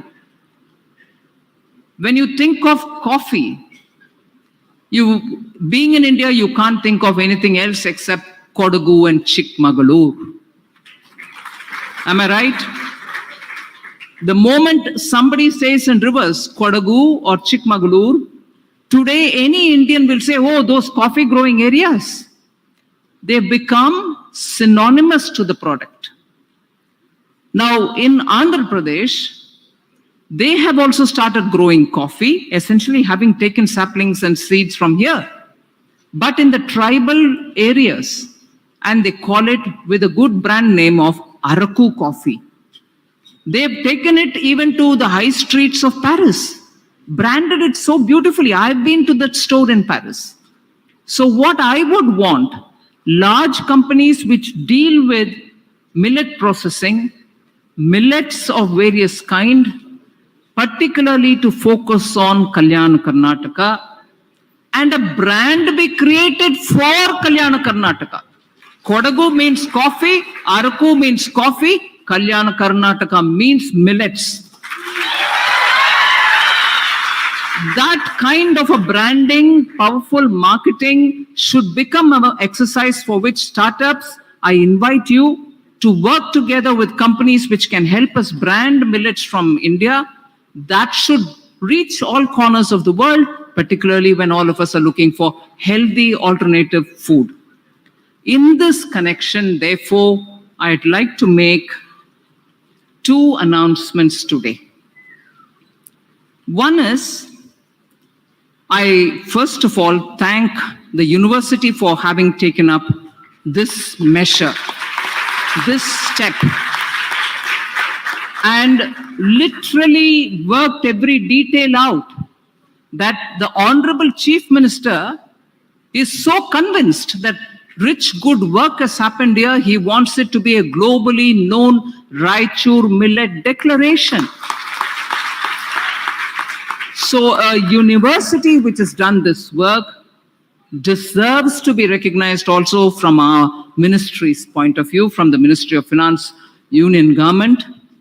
I would dedicate from the amount which is available within NABARD under the Rural Infrastructure Development Fund, an amount of 25 crores for this university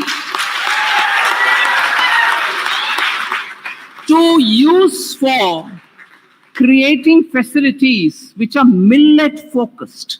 It can be labs, it can be testing, certifying centers, it can be promotion of millets, or doing further research, or calling the startups to work together with you, and therefore utilize that Raichur Agricultural University for focusing on millets. And I was glad to hear the Chief Minister say that these 7 areas, districts, which are millet growing, this university should take care of getting all of them together and building. So I'm adding my little, like in Ramayana, the squirrel, a little bit for the Chief Minister's attempt to bring it all together.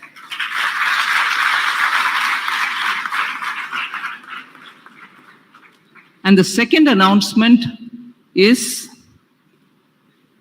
soon, within a week, I would think, week or 10 days, I'll have the Niti Aayog announce a challenge for the startups, all focusing on millet-related matters. And that challenge will be thrown open for anyone who wants to participate, inclusive of young minds here who want to be associated with startups, to take up that challenge and give us solutions through innovative ways. And before December, the announcement of the winner will be made, and 3 startups who are declared winners of this challenge will win 1 crore rupees each. 1 crore rupees each for 3 winners who come up with innovative solutions for millet-related issues. The challenges, the specific questions in the challenge will be announced by Niti Aayog, hopefully within a week or 10 days. 1. So the first 3, or the top 3 people get 1 crore each. Does that mean the others don't get anything? No, others will also get something. 20 lakhs each will be given to 15 such participants who have got good ideas, but for whom more hand-holding is required. So 15 of them will get 20 lakhs each. One step further down, for another 15 who come up with some ideas but who didn't manage to win, 10 lakhs each will be given for further hand-holding. So I would want Raichur University, Agricultural University, which has done so well in attracting ministers from the Union Cabinet, the Chief Minister himself, minister from the state, all MPs and MLAs, you see the support both Government of India and the state government is willing to extend to this university, university students, and also the millet farmers of this area. I invite you all to take the maximum benefit out of this, but I'm very impressed at the way in which this 2-day conclave has happened. I'm sure before December, if the challenge winners are announced, Karnataka can pitch for a very high-profile role in carrying forward the International Year of the Millets, which next year through will be a big deal of activity for all of us at a time when India will hold the chairmanship of the G20 nations. Ministers from G20 countries will be going around the country having different meetings. Their officers will be going around the country having meetings. It's for Kalyana Karnataka and Karnataka government to ensure that next year through millets are given that focus. And therefore, I'm very grateful. Thank you for giving me this opportunity. I wish all participants all the very best and thanking the university once again for having done a very good job on this. Thank you very much. Thank you, madam.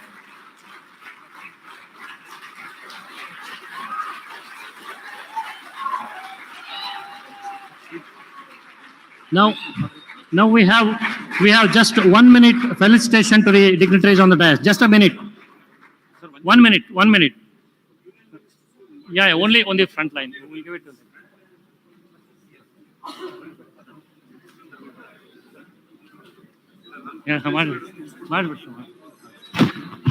ಸ್ವಲ್ಪ ಸಮಯ ಬಹಳಷ್ಟು ಅಭಾವ ಇರೋದ್ರಿಂದ ನಾನು ಅಧ್ಯಕ್ಷೀಯ ಭಾಷಣ ಈಗಲೇ ಮಾತಾಡ್ತೀನಿ. ನಾನು ಮುಖ್ಯಮಂತ್ರಿಗಳಿಗೆ ಮತ್ತು ನಮ್ಮ ಕೇಂದ್ರೀಯ ವಿತ್ತ ಸಚಿವರಿಗೆ ರಾಯಚೂರಿನ ಈ ಮಿಲೆಟ್ ಕಾನ್ಕ್ಲೇವ್ ಆಯ್ಕೆ ಮಾಡಿದಕ್ಕೆ ನಾನು ತುಂಬಾ ಧನ್ಯವಾದಗಳು ಹೇಳಲಿಕ್ಕೆ ಬಯಸ್ತೇನೆ. ನಾನು ವಿತ್ತ ಮಂತ್ರಿಗಳಿಗೆ, madam ji, I want to bring to your kind notice that Raichur district is the third largest, has got the third largest cotton market in Asia. And we request you to give us a textile park for Raichur district so that it will be beneficiary for our rights, and the marketing also will be very good. And I also thank Prime Minister Modi ji for declaring chili in Raichur district as a ODP crop, and now the state government has declared this as a district to be taken up in future. And I will assure you, madam, we are the highest and good quality rice makers. And for the last 20 to 25 years, we have maintained this. And I will give you a guarantee that if you give us good marketplace for the millet, we will also produce good quality and quantity, both in quality and quantity, millets from Raichur district. This is for your kind notice.